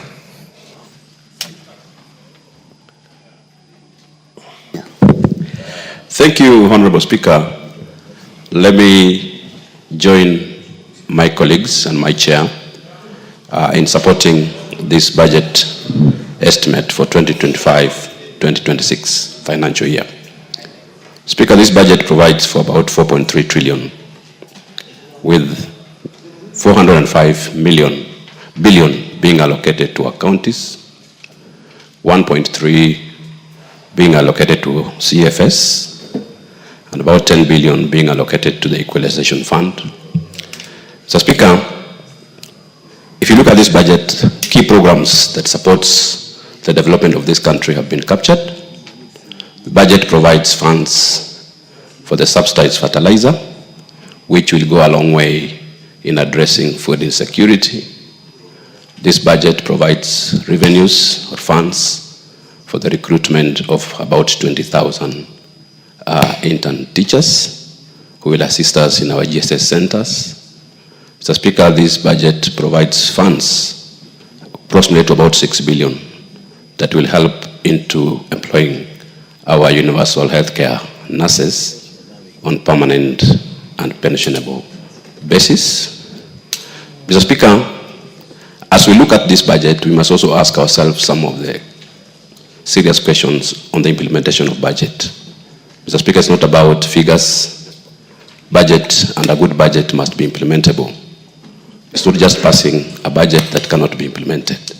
With a deficit of 786 billion, we need to ask ourselves how we are going to raise these funds and ensure that this budget is implemented.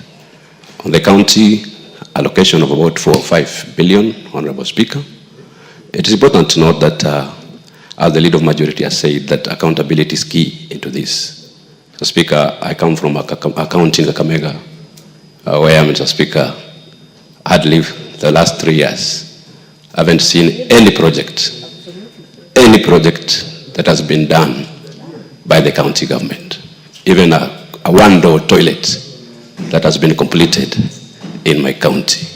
We must also call our governors to order and tell them to stop stealing, to stop taking Kenyans for a ride, and to stop the interest they have and the appetite of looting the government resources. Honorable Speaker, as I also support, I want to call upon Treasury to ensure that it provides resources and funds for the payment of the pending bills. It's very discouraging that many of our suppliers and contractors are languishing in the streets because of non-payment of pending bills. And you see, Mr. Speaker, if these bills are not paid, they hinder the growth of the economy of this country. I want to urge you all members to support this, and we must ensure that we have a very robust implementation matrix to ensure that this budget is implemented to the latter. Thank you, Mr. Speaker. Honorable Bukose.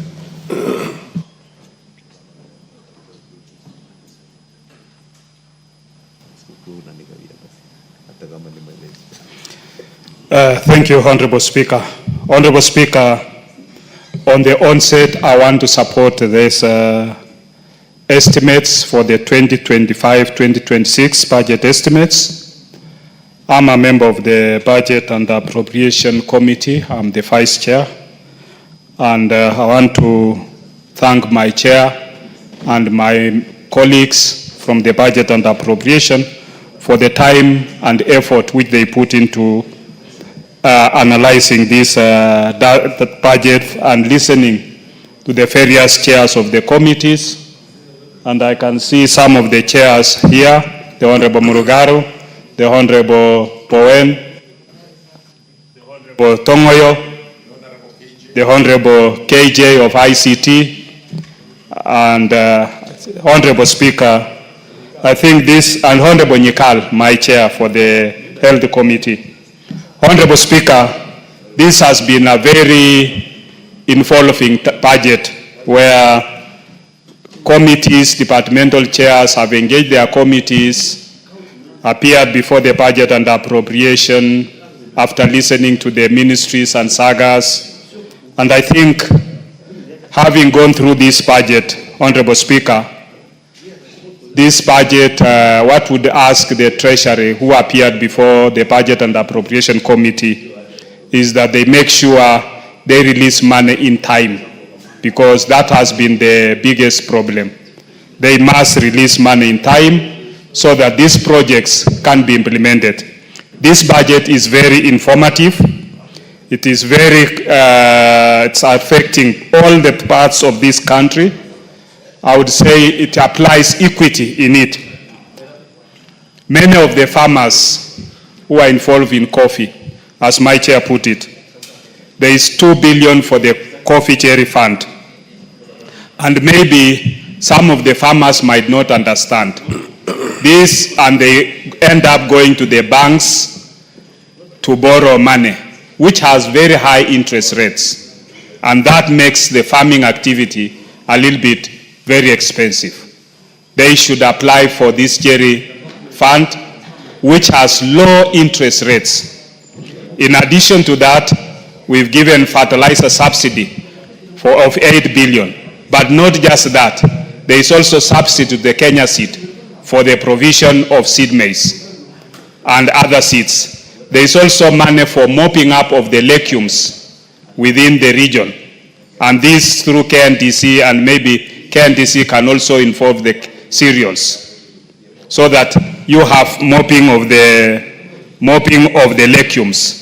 You also have 2 billion for the sugar sector to ensure that the reforms take place. And as you heard His Excellency the President when he was in Homa Bay, he said we've not sold out these sugar companies. What we've done is we've leased it out. And this leasing out is to make sure that these sugar companies become productive. They turn around the sugar sector. Because for many years, our farmers, especially in the Nyanza, in Western and the coastal region, who have engaged in sugar farming, they've not been doing well due to a lot of mismanagement, corruption, and that has ended up discouraging farmers. But we hope that now, with this 2 billion and also the reforms within the sugar sector, that things will move in the right direction. Honorable Speaker has put it very clearly. We are working in a limited financial constraints. And therefore, in the revenue-raising measures, many people have said we should not borrow more. We should not continue incurring more debts. And therefore, I want to urge our county governments, especially through the Senate, that the 4 or 5.1 billion that is being given to the counties, plus the additional 69 billion, which is the conditional additional allocation to the counties, if that money is utilized well, we should be able to see development. In the recent conditional additional allocation to the counties that was done, my county of Trans Nzoia got 96 million for doing the roads. And I hope that the county government will utilize that money in a proper way to make sure that towns like Endebess and Kitale town and Kiminini town are properly done roads within that area. Honorable Speaker, as put it by many of my colleagues, when you move into the counties or constituencies, it is easier for you to see a project that has been done by CDF. But it is very difficult to see a project that has been done by the counties. In this budget, the CDF money has been enhanced to 58 billion, and we hope that the money for CDF for this financial year will be released before the end of the financial year so that members can be able to do their projects. We also hope that money for the next financial year will be released in timely so that the counties, the constituencies, can be able to also do their projects. Honorable Speaker, agriculture is the backbone of this country. With the 8 billion subsidy for fertilizer and the 2 billion for Kenya Seed to subsidize on seed maize, we hope that our production of food will be able to increase. And this ensures that Kenya is able to feed its own citizens. It's food secure, and that is what we've achieved since this government came in place. We've had good rainfalls, we've had good production, and I think now we don't see anybody carrying sufuria in the head to say bei ya ugali iende chini. And I think that is good. My friend Honorable Oundo is happy that the price of ugali has gone down. And recently, I think the government also subsidized on unga, and now people are happy. So we shall keep it that way, that we, the farmers, will continue producing more of the maize, more of the wheat, more of the coffee, more of the tea, so that we can have enough for our own food and even have enough to export.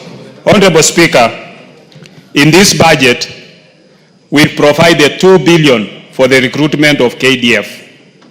We've also provided money for the recruitment of our 10,000 police officers. And this will go a long way in enhancing security within our country. KDF has not been able to recruit for the last 2 or 3 years. And therefore, we need to beef up our security. We're facing new threats within in security areas. Many of our neighbors are unstable, and therefore we must be able to equip our armed forces to make sure that our country is well protected. And in operations, we've been able to provide 6 billion. So, Honorable Speaker, I think this is a very progressive budget. It will take us to the next level, and therefore, with those few remarks, Honorable Speaker, I want to support. The Honorable Beatrice Alachi, followed by the Honorable Lesuda, and then Makali, in that order. Then we come back to the next round.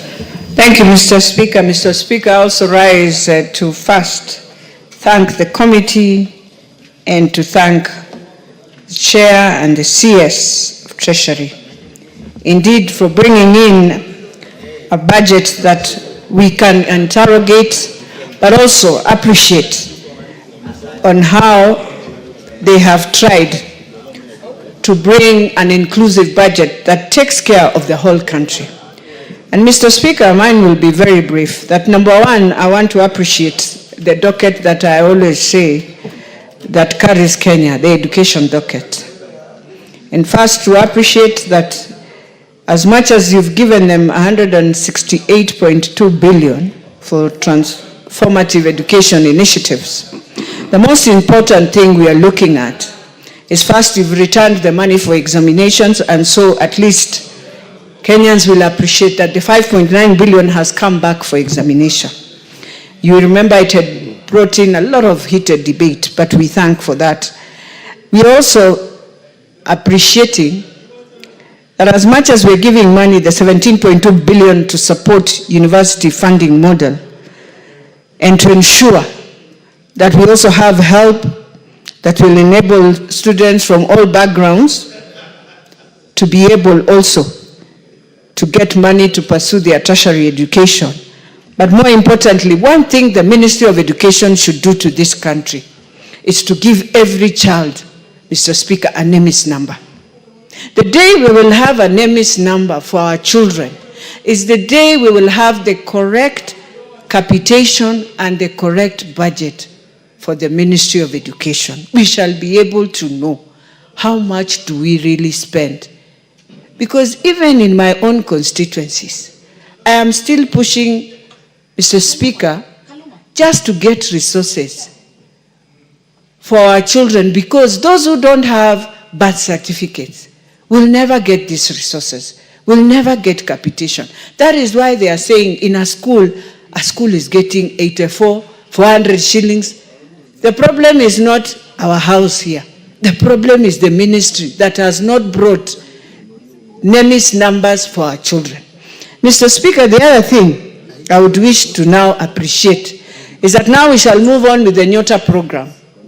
And this program, you remember, we were unable to implement because we didn't have money that we were supposed to support. And you remember us to have the ministry, the government supporting in and World Bank supporting in. And now there are 100 youths that will be in our constituencies are able to start. Those who believe in small businesses will be able to tap and at least do small businesses.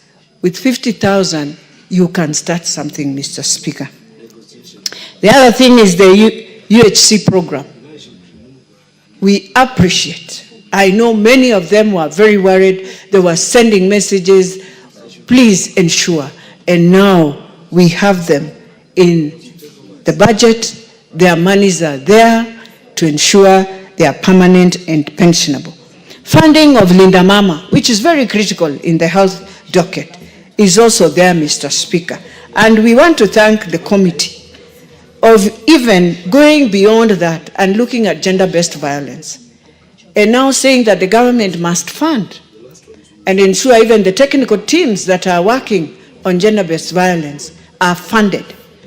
And that is one thing we want to really appreciate, even as we move on. Mr. Speaker, the other thing now that is very worrying, and this is what I want to plead with the governors, even as we look at the issue of mediation, that why can't we agree as both houses that the little monies we can get, we pay pending bills?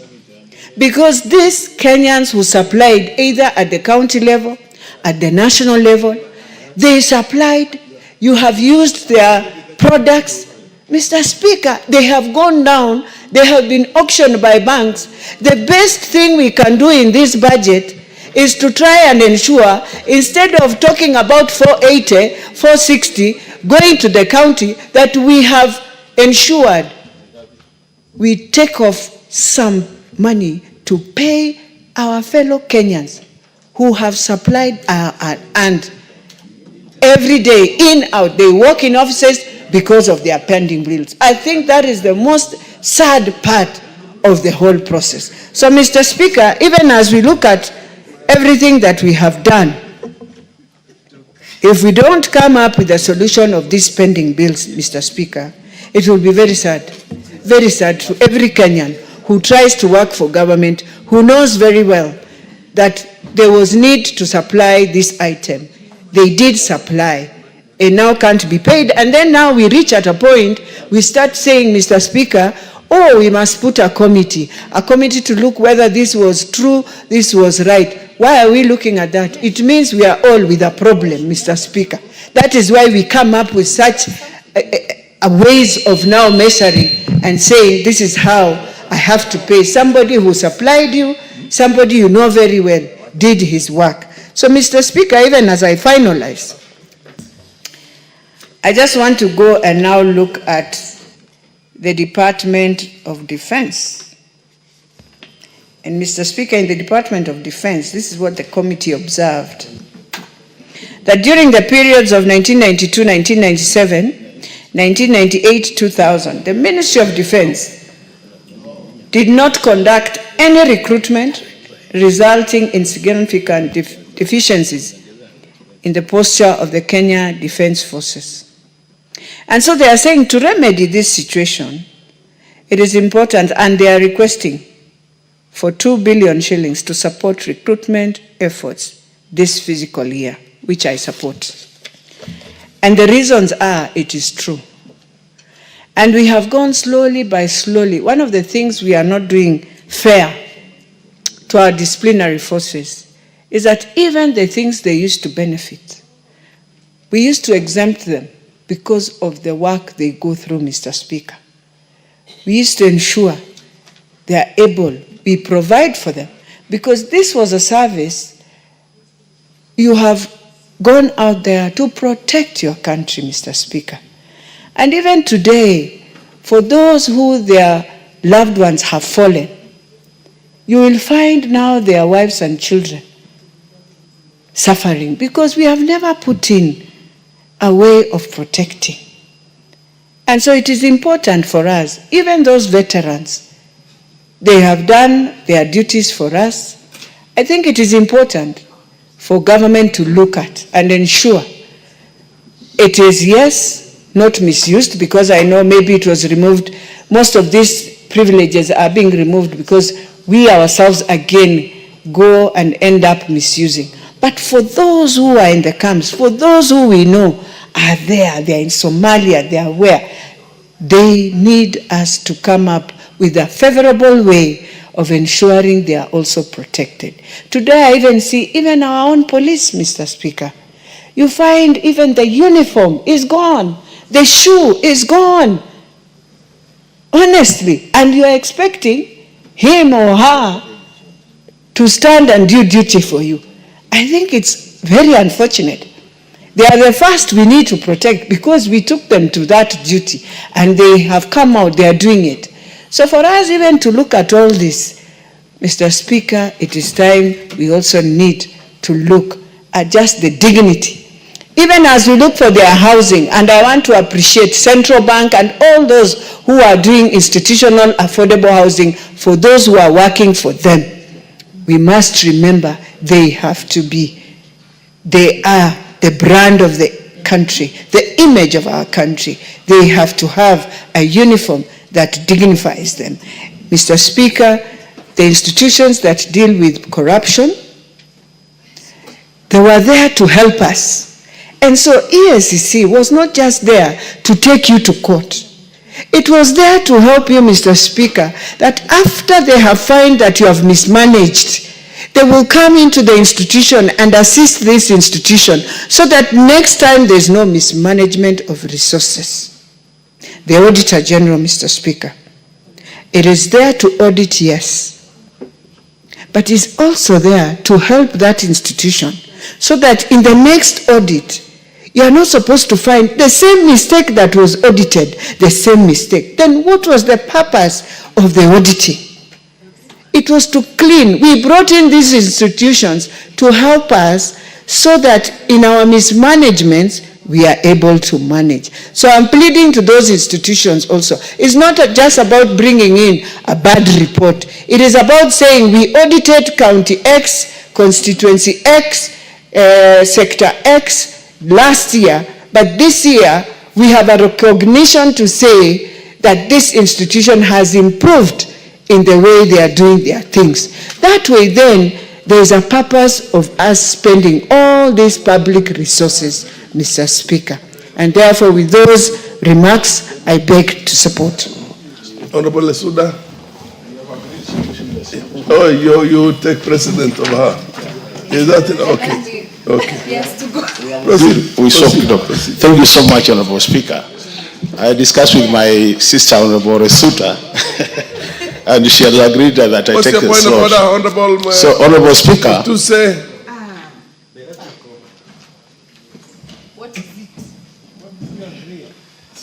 Mr. Speaker, I did not mean to interrupt the Honorable Makale Molu, but just to request your indulgence, because budget is a very important, it's a very important affair.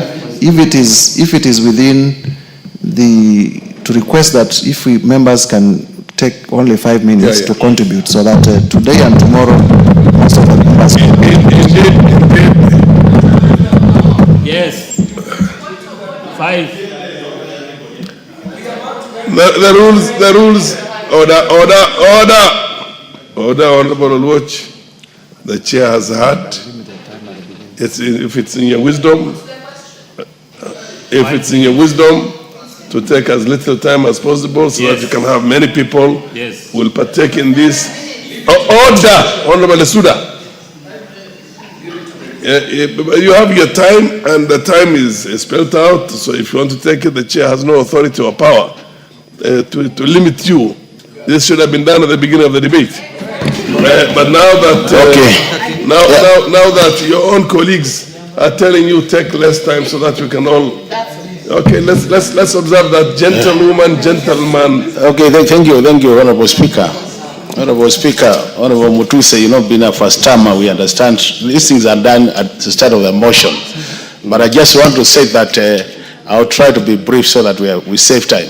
So this will depend on individual members. But I'll be brief, Honorable Speaker, and this is what I want to say, Honorable Speaker. Honorable Speaker, I think I really want to appreciate the departmental committees for their presentations and the budget committee for doing this good work. It wasn't easy to do this budget because of the very restrictive fiscal space. And on the basis of that, Honorable Speaker, we're ready to see what really can be prioritized in this budget. And Honorable Speaker, as I debate this budget, I just want to focus on what must be done for this budget to make sense to Kenyans. And unless this is done, Honorable Speaker, then this budget is likely to have minimal impact to the lives of Kenyans. The first thing that must be done, Honorable Speaker, is that exchequer releases must be done in time. So long as we have a budget which is not supported by exchequer releases, Honorable Speaker, it will be a waste of time. Over time, we have been implementing budget very low percentages because of challenging environment in terms of exchequer release. The second thing which must be done, Honorable Speaker, and this must be done for this budget to make sense, it is, Honorable Speaker, that this House, where I sit, and we all sit, we must ensure that recommendations from the Office of the Auditor General are implemented, Honorable Speaker. Through the Public Accounts Committee, we have so many recommendations which have been adopted by this House, but they are never implemented, Honorable Speaker. So, Honorable Speaker, accounting officers are taking this House for a ride, because so long as you don't enforce those recommendations, they continue doing the fun things they do every day. Third thing, Honorable Speaker, that must be implemented or enforced is the issue of public debt, Honorable Speaker. During these discussions of the budget this year, Honorable Speaker, it was reported that this country has paid for the last 3 years 6.7 billion in terms of commitment fee, Honorable Speaker. Commitment fee is fees which is paid by the country for undrawn loans. We have signed for loans, we are not drawing the loans. So we have spent 6.7 billion, Honorable Speaker. You can imagine what 6.7 billion can do, Honorable Speaker. For the exams, which were not factored in, we only provided 5.9 billion, and now that matter is settled. We still have change if we are to consider the 6.7 billion. The other thing, Honorable Speaker, what that must be done if this budget has to make sense to Kenyans.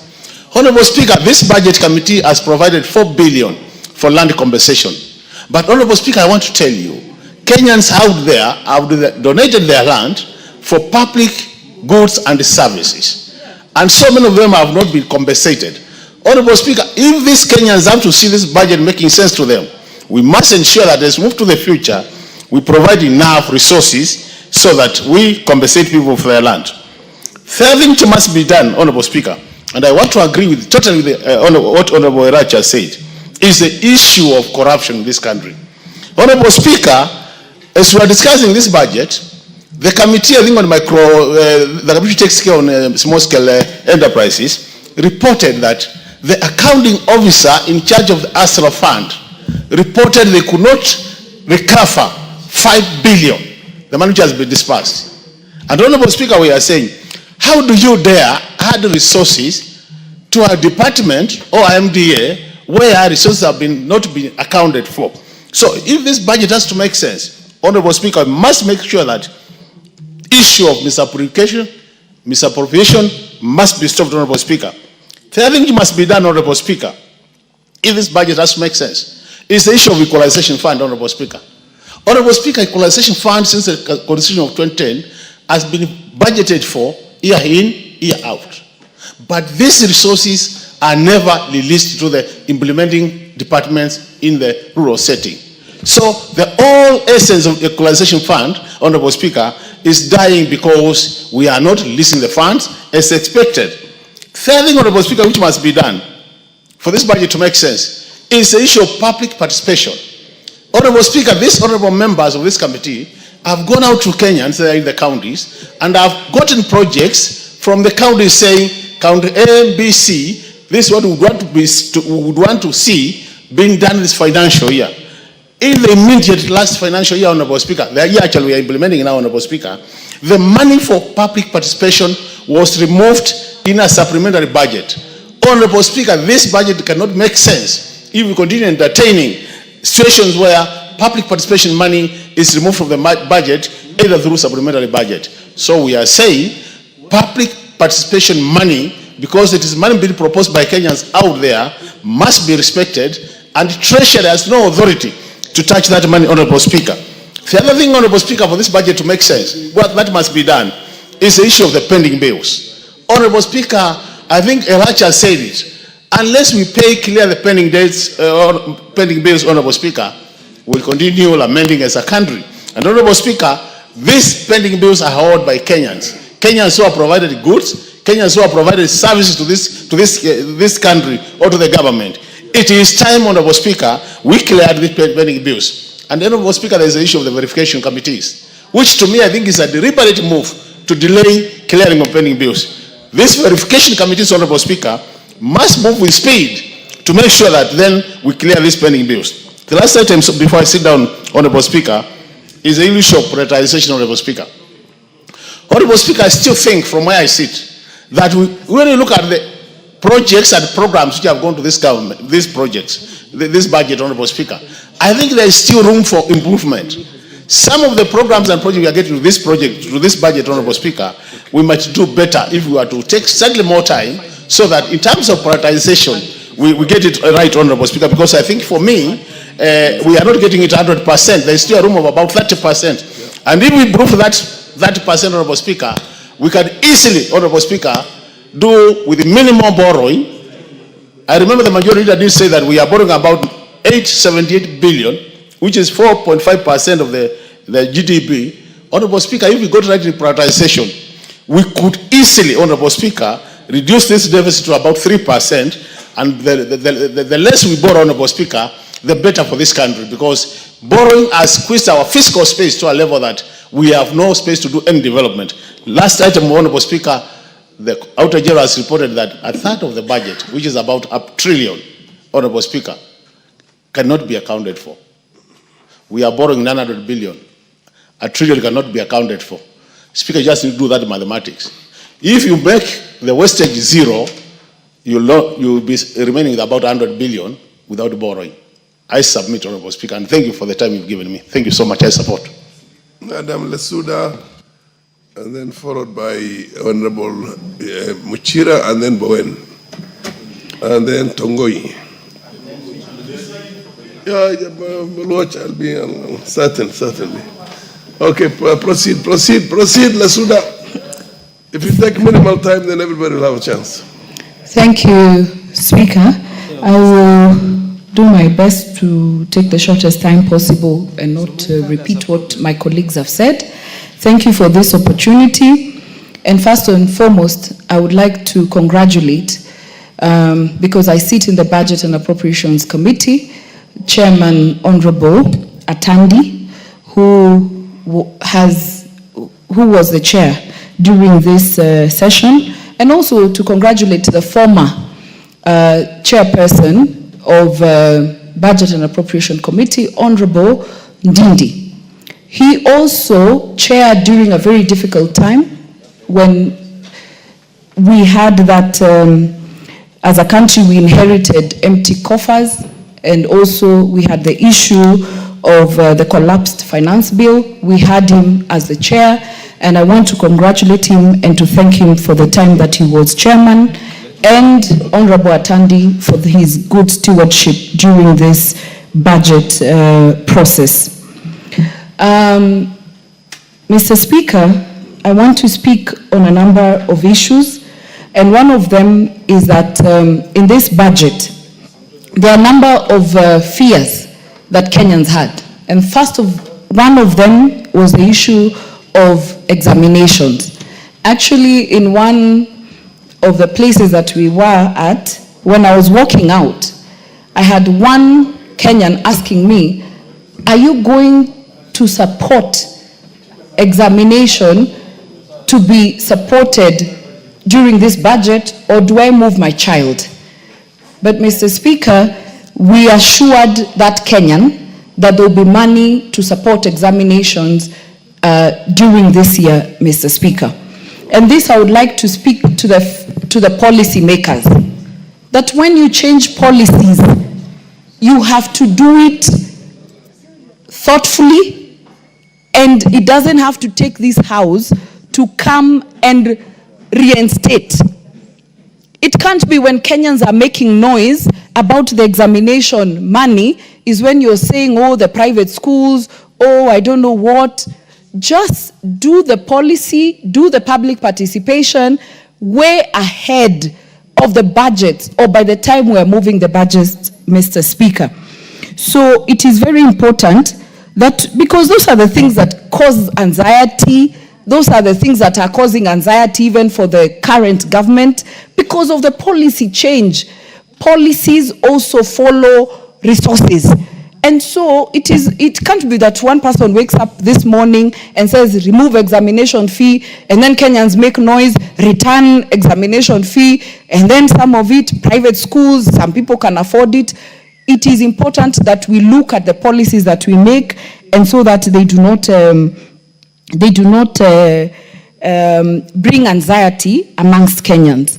I would also want to say this, Mr. Speaker, that it is important for Kenyans to note that we have moved to 4.2 trillion this budget, and it is important also to note that there are key sectors that have been factored. And one of the factors, and even as members of parliament, we always get a message when the money for older persons, 25.7 billion has been factored this financial year, and we always get a message when that money has been released. There's also money for persons living with disability, 1.5 billion, and overseas, 9.1 billion. And so it is important to note that we are taking care of the most vulnerable in our society and in our communities. We have been seeing also the UHC workers, and especially those who worked very hard, especially when we had COVID in our country. The 6.1 billion towards making permanent and pensionable has been factored, and I do hope that by the end of this year, they will all be onboarded. Mr. Speaker, also we have money for livestock insurance, 2.3 billion. And we also have Kenya Livestock Commercialization Program, 1.57 billion. Mr. Speaker, there is an issue of equalization fund, which has been spoken to by my colleague, Honorable Makali. we have to have an honest conversation, and even as this House, which passes the same policies, and I know that the third policy is coming up, Mr. Speaker, we have to agree that this issue of delocalizing more equalization fund to ward level is not working. There was a reason why in the Constitution we had the counties that were listed in the Constitution, Mr. Speaker. And I know that in a few years, many of us will be asking why equalization fund is not working.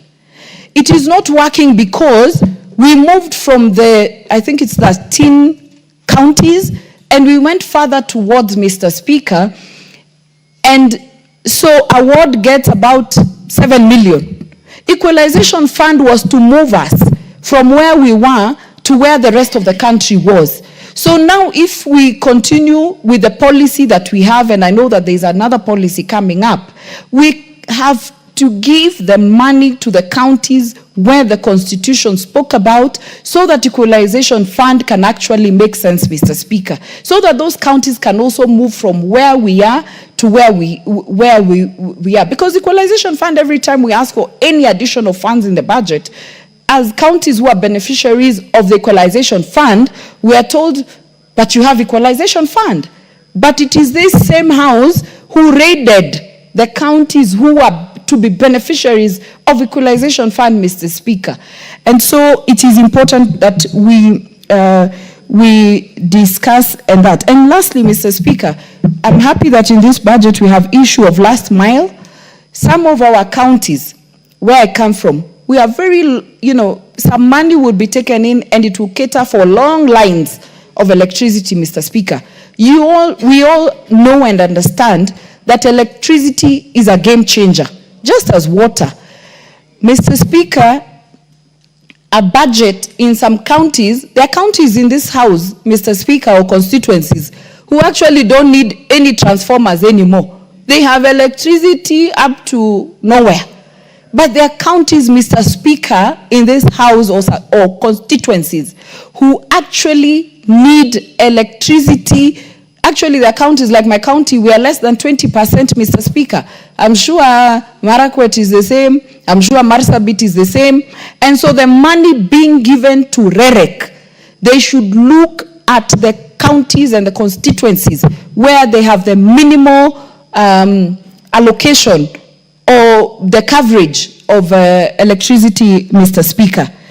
As I get to the end, there is also the issue of water, which is a key issue, and it's important that we ensure that also those areas where we have issues of water are taken care of. And in this budget, Mr. Speaker, we actually looked at it, and I want to also thank the departmental committees for the work that they actually did. There's also the issue of community health promoters. There is 3.2 billion. Mr. Speaker, the issue of pending bill and corruption. We cannot continue to politicize those two issues. We either have to do it or not do it as a country. Pending bill, we also have to think why we commit what we don't have as a country, because that's why it becomes a pending bill. If a ministry or a department does not have the money, why are you engaging a contractor without the money, without the exchequer? So, we can romanticize and make it look good because we are defending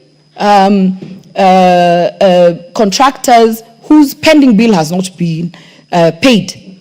And they should learn from NGCDF, because NGCDF is what has received the highest bashing. But I want to say NGCDF is one of the best examples that people have to look at. You can never commit what you don't have. If it is not in your code list, if it is not in your AIE, if you pay before, it will not be paid, Mr. Speaker. And so we have to rethink as a country that it cannot just be until you have the money, You cannot engage. But also the issue of exchequer, it cannot also be left to Treasury to decide who gets the money and not. Finally, because I've seen the light on issue of corruption. The day we stop politicizing corruption as a country is when it will work. So that it doesn't matter that today you've shifted camps in government. You know, it is almost becoming ridiculous because Kenyans can read through the politics of corruption. If we are going for any member who is engaged in corruption, Mr. Speaker, as a nation, Mr. Speaker, just give me 1 minute to conclude this issue of corruption and then just 1 minute. You know, we have to be serious, also even as a country in this house. We cannot continue to talk about corruption, but it is very, very obvious that the last time you are in UDA, you are being arrested. Now you are not being arrested because as a governor or as an MP. Now you've gone to Amonyoro, you are being arrested. If you are engaged in corruption, you are engaged in corruption. It doesn't matter which side you are on. So we either become serious as a nation and as a country, or we stop talking about the issue of corruption. Or you just have to be on the right side of government. I was with one governor who told me, I am on a certain side, but I have to be good so that I am not gone for. You know, we have to be real as a country. Otherwise, we stop discussing these issues of corruption every time, corruption. Thank you, Mr. Speaker.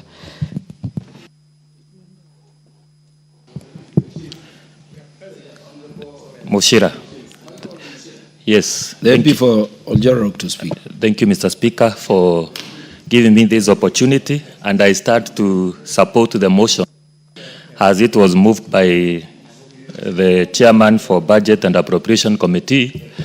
And Mr. Speaker, I want to really thank the chairman and the members of the Budget Committee where I serve, because through constant engagement with the Treasury, these budgets, in these estimates, we have reduced the fiscal deficit from 5.1 in the last financial year to 4.5 in the coming fiscal year 25-26.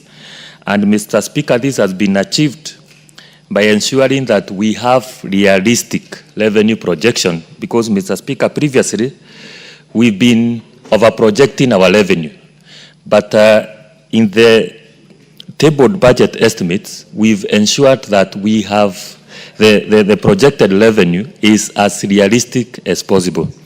Mr. Speaker, we've also achieved this through the rationalization of the expenditure by ensuring that we have included only the essential expenditure estimates. But speaking of the fiscal deficit, Mr. Speaker, we've also realized that we've been focusing so much on the revenue side through taxation measures and such.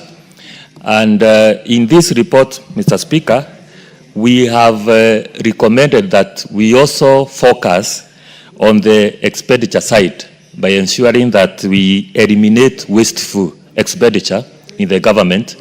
And one of the sectors that we picked is the rental expenditure.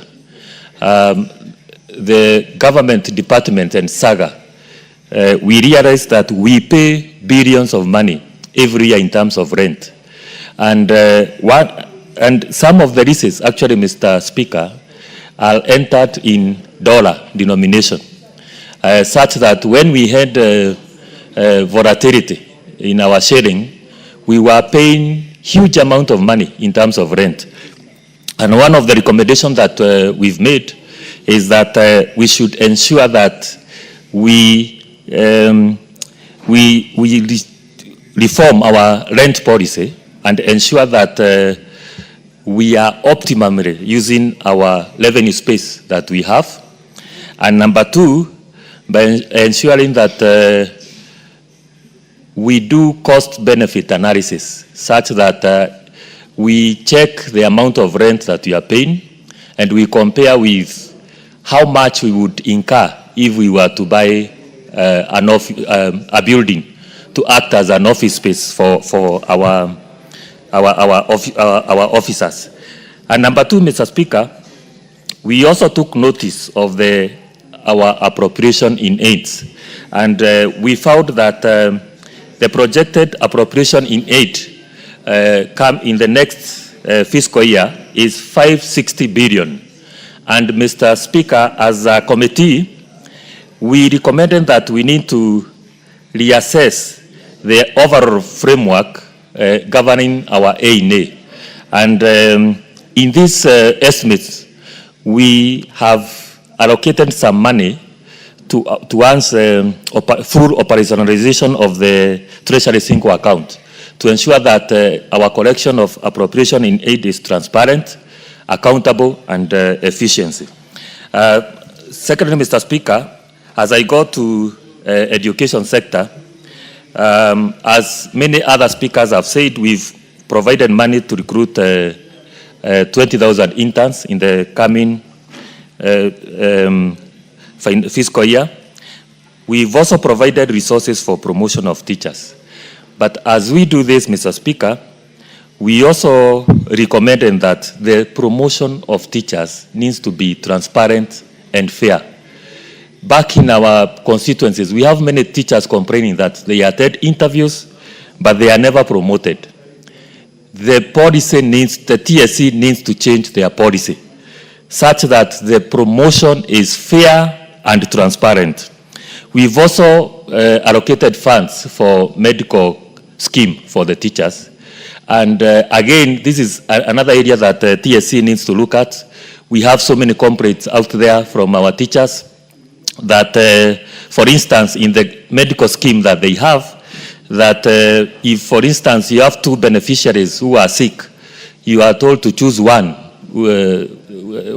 that will be treated. And this is unfair, Mr. Speaker.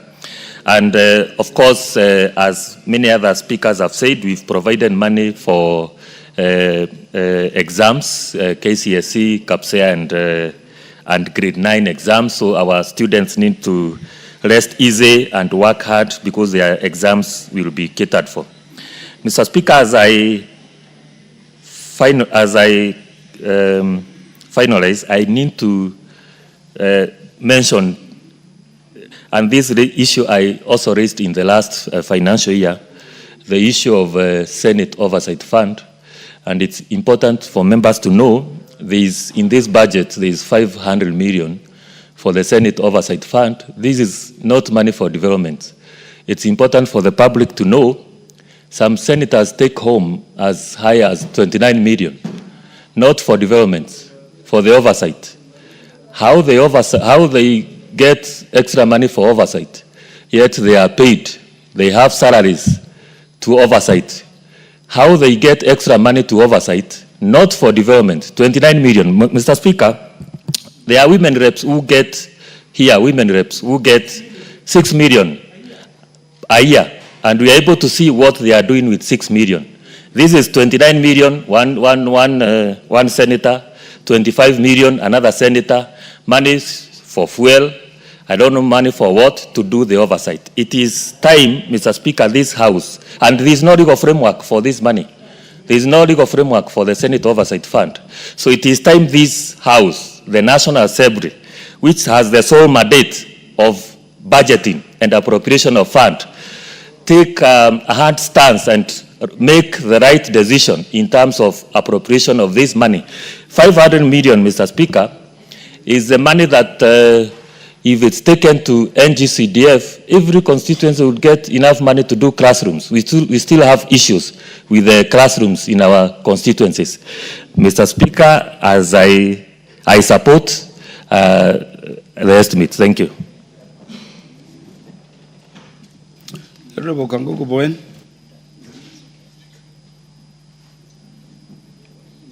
Yeah, there are members the previous speaker had designated to speak. Thank you, Honorable Speaker, for giving me this opportunity to support the budget estimate 2025-2026. And Mr. Speaker, allow me to start by congratulating my good friend, the member for Aleko Usonga, and the chair of budget, Mheshimiwa Atandi, for a very good report. Mr. Speaker, we as chairs of committees, we had an engagement with the Budget and Appropriation Committee led by the Honorable Atandi. And Mr. Speaker, it was a very, very interactive session where all of us, we had to present what the ministries, the departments presented before us. And what I have seen from the chair is what actually we presented. Initially, Mr. Speaker, we have had in maybe one or two occasions, we have had issues with the budget committee in the past, where sometimes the departmental committee chairs, when they submit their reports, it is mutilated, and the document you see in the floor and what we presented was different. But this time around, Mr. Speaker, I want to confirm that what we presented is actually what's in the floor of the House, and I want to congratulate the Honorable Chair. Number two, Honorable Speaker, I want to thank the committee and the Treasury for the good job they have done. It's a balanced budget. It's a very balanced budget in terms of regional projects, in terms of cutting across the departments, Honorable Speaker. Honorable Speaker, I have seen the allocation given to the executive, given to the judiciary, and given to this House or the Parliament, Mr. Speaker. Mr. Speaker, what I would want to ask the Honorable Chair and the Budget Committee next time, we need to see on how we can increase the budget of judiciary to complete some projects which they had started. There are so many high courts and low courts which have stalled in many stages, in many counties, in many constituencies. Mr. Speaker, some of us where we come from, we have to travel almost 200 kilometers to just access, that is the nearest magistrate court.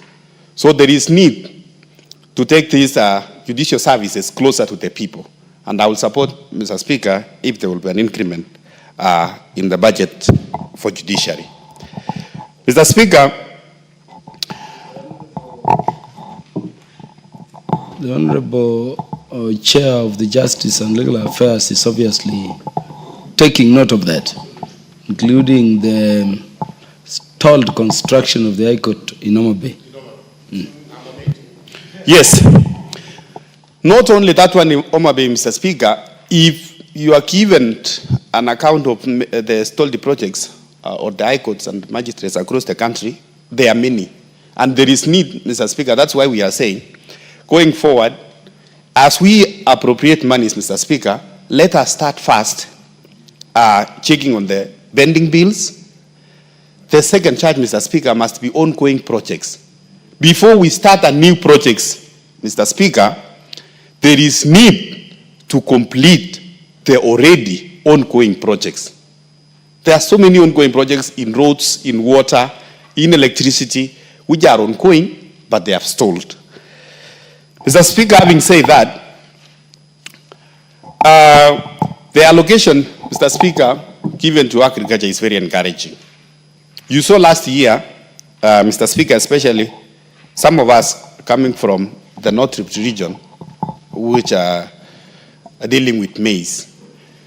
When farmers were given a subsidized fertilizers, Mr. Speaker, there's been, I think, triple production of maize across the country. What we only need to ask, Mr. Speaker, is that these farmers actually, they have been encouraged to produce. But sometimes, again, the market or the price given is very low. There is need, Mr. Speaker, to, allocate more resources to National Cereals and Produce Board so that they can purchase at least more than 5,000 or 5,000 per 90 kilogram of maize. Mr. Speaker, I have also seen in the budget the allocation given to the Ministry of Health. Mr. Speaker, if you remember, some 3 months ago, Kenyans were complaining. There were a lot of complaints about the SHA, but now the complaints has gone down.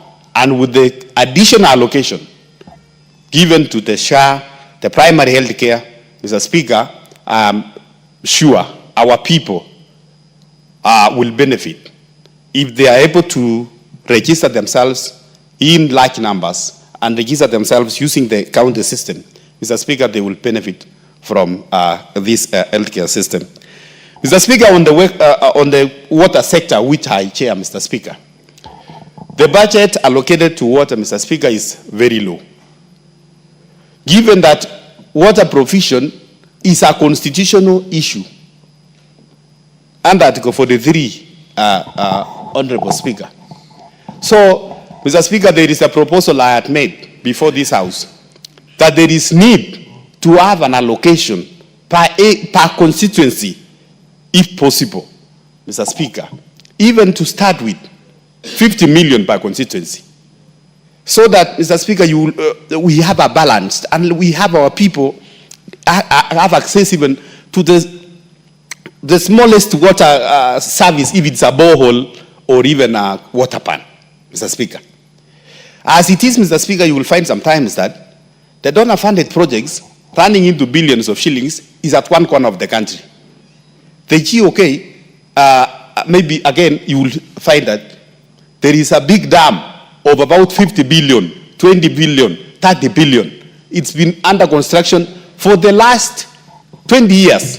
Mr. Speaker, the people have not access, they don't have an access to water. These dams, they have been constructing for over 20, 30 years.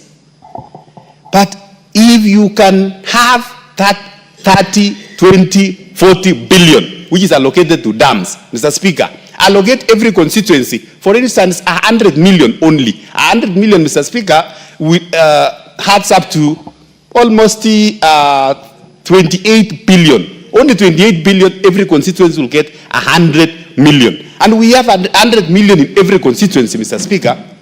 That will be a big impact in terms of water provision. But as it is, Mr. Speaker, we need to run away from these big dams.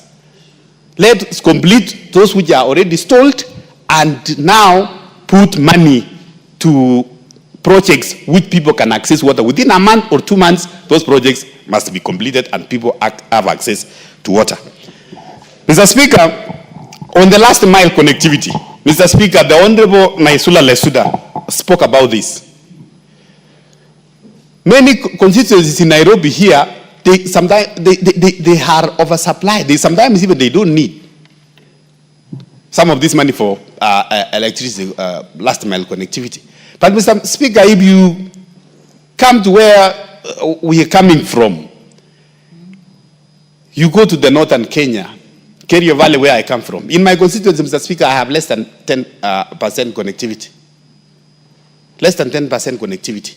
In some other areas, they have 100% connectivity. Mr. Speaker, when we are allocating the monies for last mile connectivity, there is need for the ministry, Mr. Speaker, to prioritize the lowest areas, Mr. Speaker.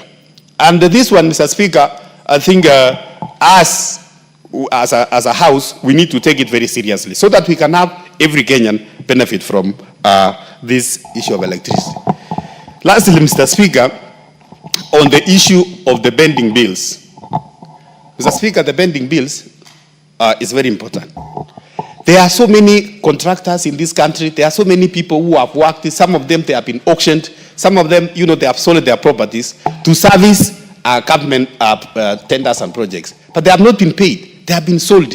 Mr. Speaker, and paying the bending bills, it will trickle down, to the driver of that contract, to the mama who is doing cooking the githeri around that area. So, Mr. Speaker, with those many remarks, high support.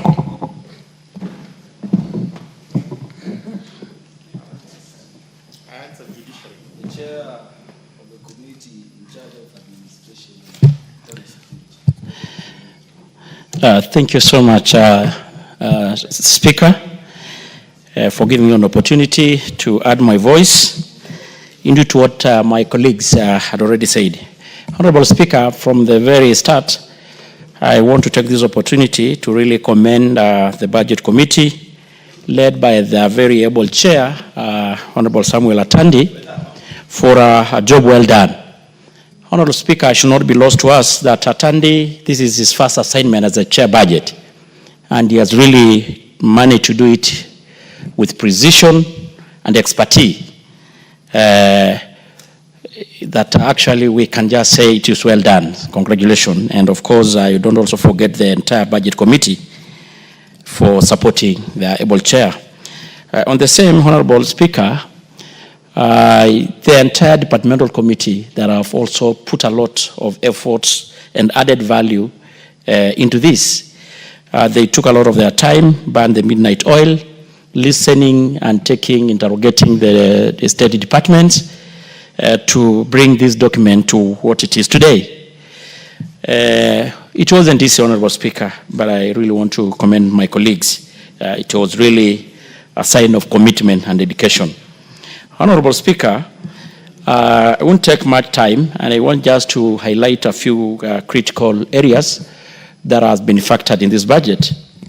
And I want to start by talking about agriculture, Honorable Speaker. We all know the critical importance that agriculture is at the backbone of our economy. And since the inception of the Kenya Kwanza government, the agriculture sector has continuously taken forefront in budget allocation. And it should not be lost on us, Honorable Speaker, that when William Ruto and the Kenya Kwanza took over the government, they had a very robust policy of investing not in consumption, but really in putting a lot of focus in production. And that is where the issue of the fertilizer subsidy really took center stage. And we can attest to that it has really given us good results. The food production in the country has continued to be very in the steady increase. The food prices has really gone down, and even the inflation rate in the country, which is very commendable, Honorable Speaker. It is also notable, Honorable Speaker, that the subsidy has continuously been actually considered heavily in budget allocation, which is something very, Honorable Speaker, commendable. We also appreciate, Honorable Speaker, that even actually in the provision of the sugar reform, including the operationalization of the Sugar Act 2024, which through this budget, it has got an allocation of about 370 million.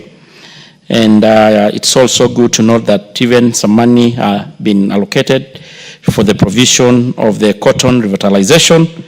And more importantly, Honorable Speaker, the 2.3 billion that has been allocated for de-risking, which goes a long way to cushion and help the pastoralist community mitigating the drought that we actually getting the impact year in, year out. And of course, as a member also coming from the pastoralist community, this is going to be a game changer. It is something that has never been there before.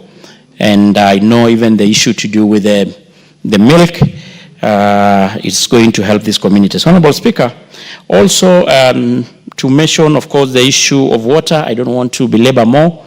The chair water has mentioned about it, where there's some money allocated, but I still believe that we need to do it more. We know, of course, that being an agricultural economy, water is so crucial in realization of this. And I think the issue of there's more that we need to give more emphasis on the issue of water. On the issue of road, Honorable Speaker, we need to appreciate where we were as a country from the start. There was a lot of debts on the sector of road. And of course, the policy of sectorization of our roads is really going, it's done much to at least open up majority of the country that previously has been neglected, so that they can able to realize development in their areas as well. Honorable Speaker, on the issues of education, is notable to see that as a country, as a government, we are continuously allocating a big chunk of our budget in the education sector, because we all appreciate the importance of an educated young youth society in our country toward modernization and toward industrialization, Honorable Speaker. And I think it's really commendable. Quickly, Honorable Speaker, I want to go to a critical area where in the State Department that I oversight as a chair, and more importantly, Honorable Speaker, in the ministry, in the State Department of National Police Service and the National Police Service Commission, there is about 2.8 billion that has been allocated in this financial year to take into account the recruitment of our national police officers, which we are considering about 10,000 recruit, both the cadets and the constables. You know, Honorable Speaker, because you sit in that committee, that the Commission envisioned to recruit 10,000 because we have to appreciate as a country that for the last 3 years, we have not done any recruitment, and we are going toward elections, and we're already even having a natural attrition of about 4,500. The money is not enough, and discussion are still underway to see to it how to close the gap. But it's not to appreciate that it is a positive step, Honorable Speaker, and our Kenya is eager. We had also promised them that we are going to do above board, a more transparent, devoid of any corruption recruitment when the time comes, Honorable Speaker. Honorable Speaker, is a way to continuously equipping our security officers who are really doing their best to keep this country safe. The modernization program that has been envisioned has been allocated about 3.4 billion to continue equipping our security agents, and especially in the police service, with equipment and tools of service so that they can able to perform their duty and their mandate more effectively to protect the country that they so love and patriotic. And you know it well, Honorable Chair, Speaker, that it's a long-term program that is expected or estimated approximately to take about 30 billion. We have done slightly above 10 billion, and probably moving forward, it is going to continuously getting some budgets. Honorable Speaker, in the still immigration sector, it is worth appreciating that immigration sector, the passport, the national IDs, the ETA, the issue of the visa, has been allocated a fairly good budget, so that as a country we continue doing at least to handle the crisis that there was before. We remember a year ago, so the whole big problem, long queues in the Nyayo House because of Kenyans who come there, queue for a week, queue for even a month, waiting the passport documents. Others even miss to travel for medical care and other reasons, just because we could not process the passport and provide them in real time. And now, with this allocation and continuously giving more consideration, I want to really appreciate and say that Kenyans are getting passports in good time, and that is the spirit. Of course, this House had recommended the A in A, so that the ministry will able to be prosecuting the mandate with less problems, not necessarily relying on the exchequer releases.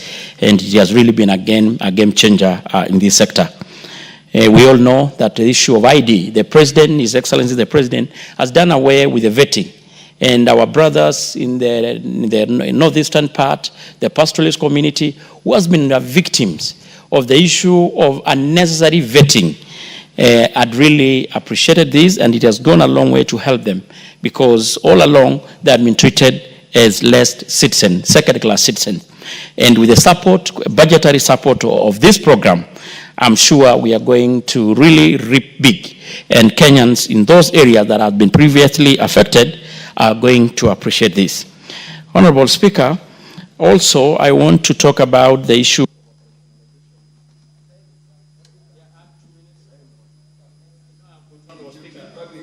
Yes, the The point is making the operationalization of the new legal settled administration units is critical.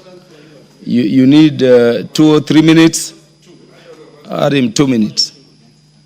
Thank you, Honorable Speaker, for your consideration. Colleagues, what I was talking about, all over this country, we have got a lot of gazetted units running from sub-counties, divisions, and locations, which it has been a constant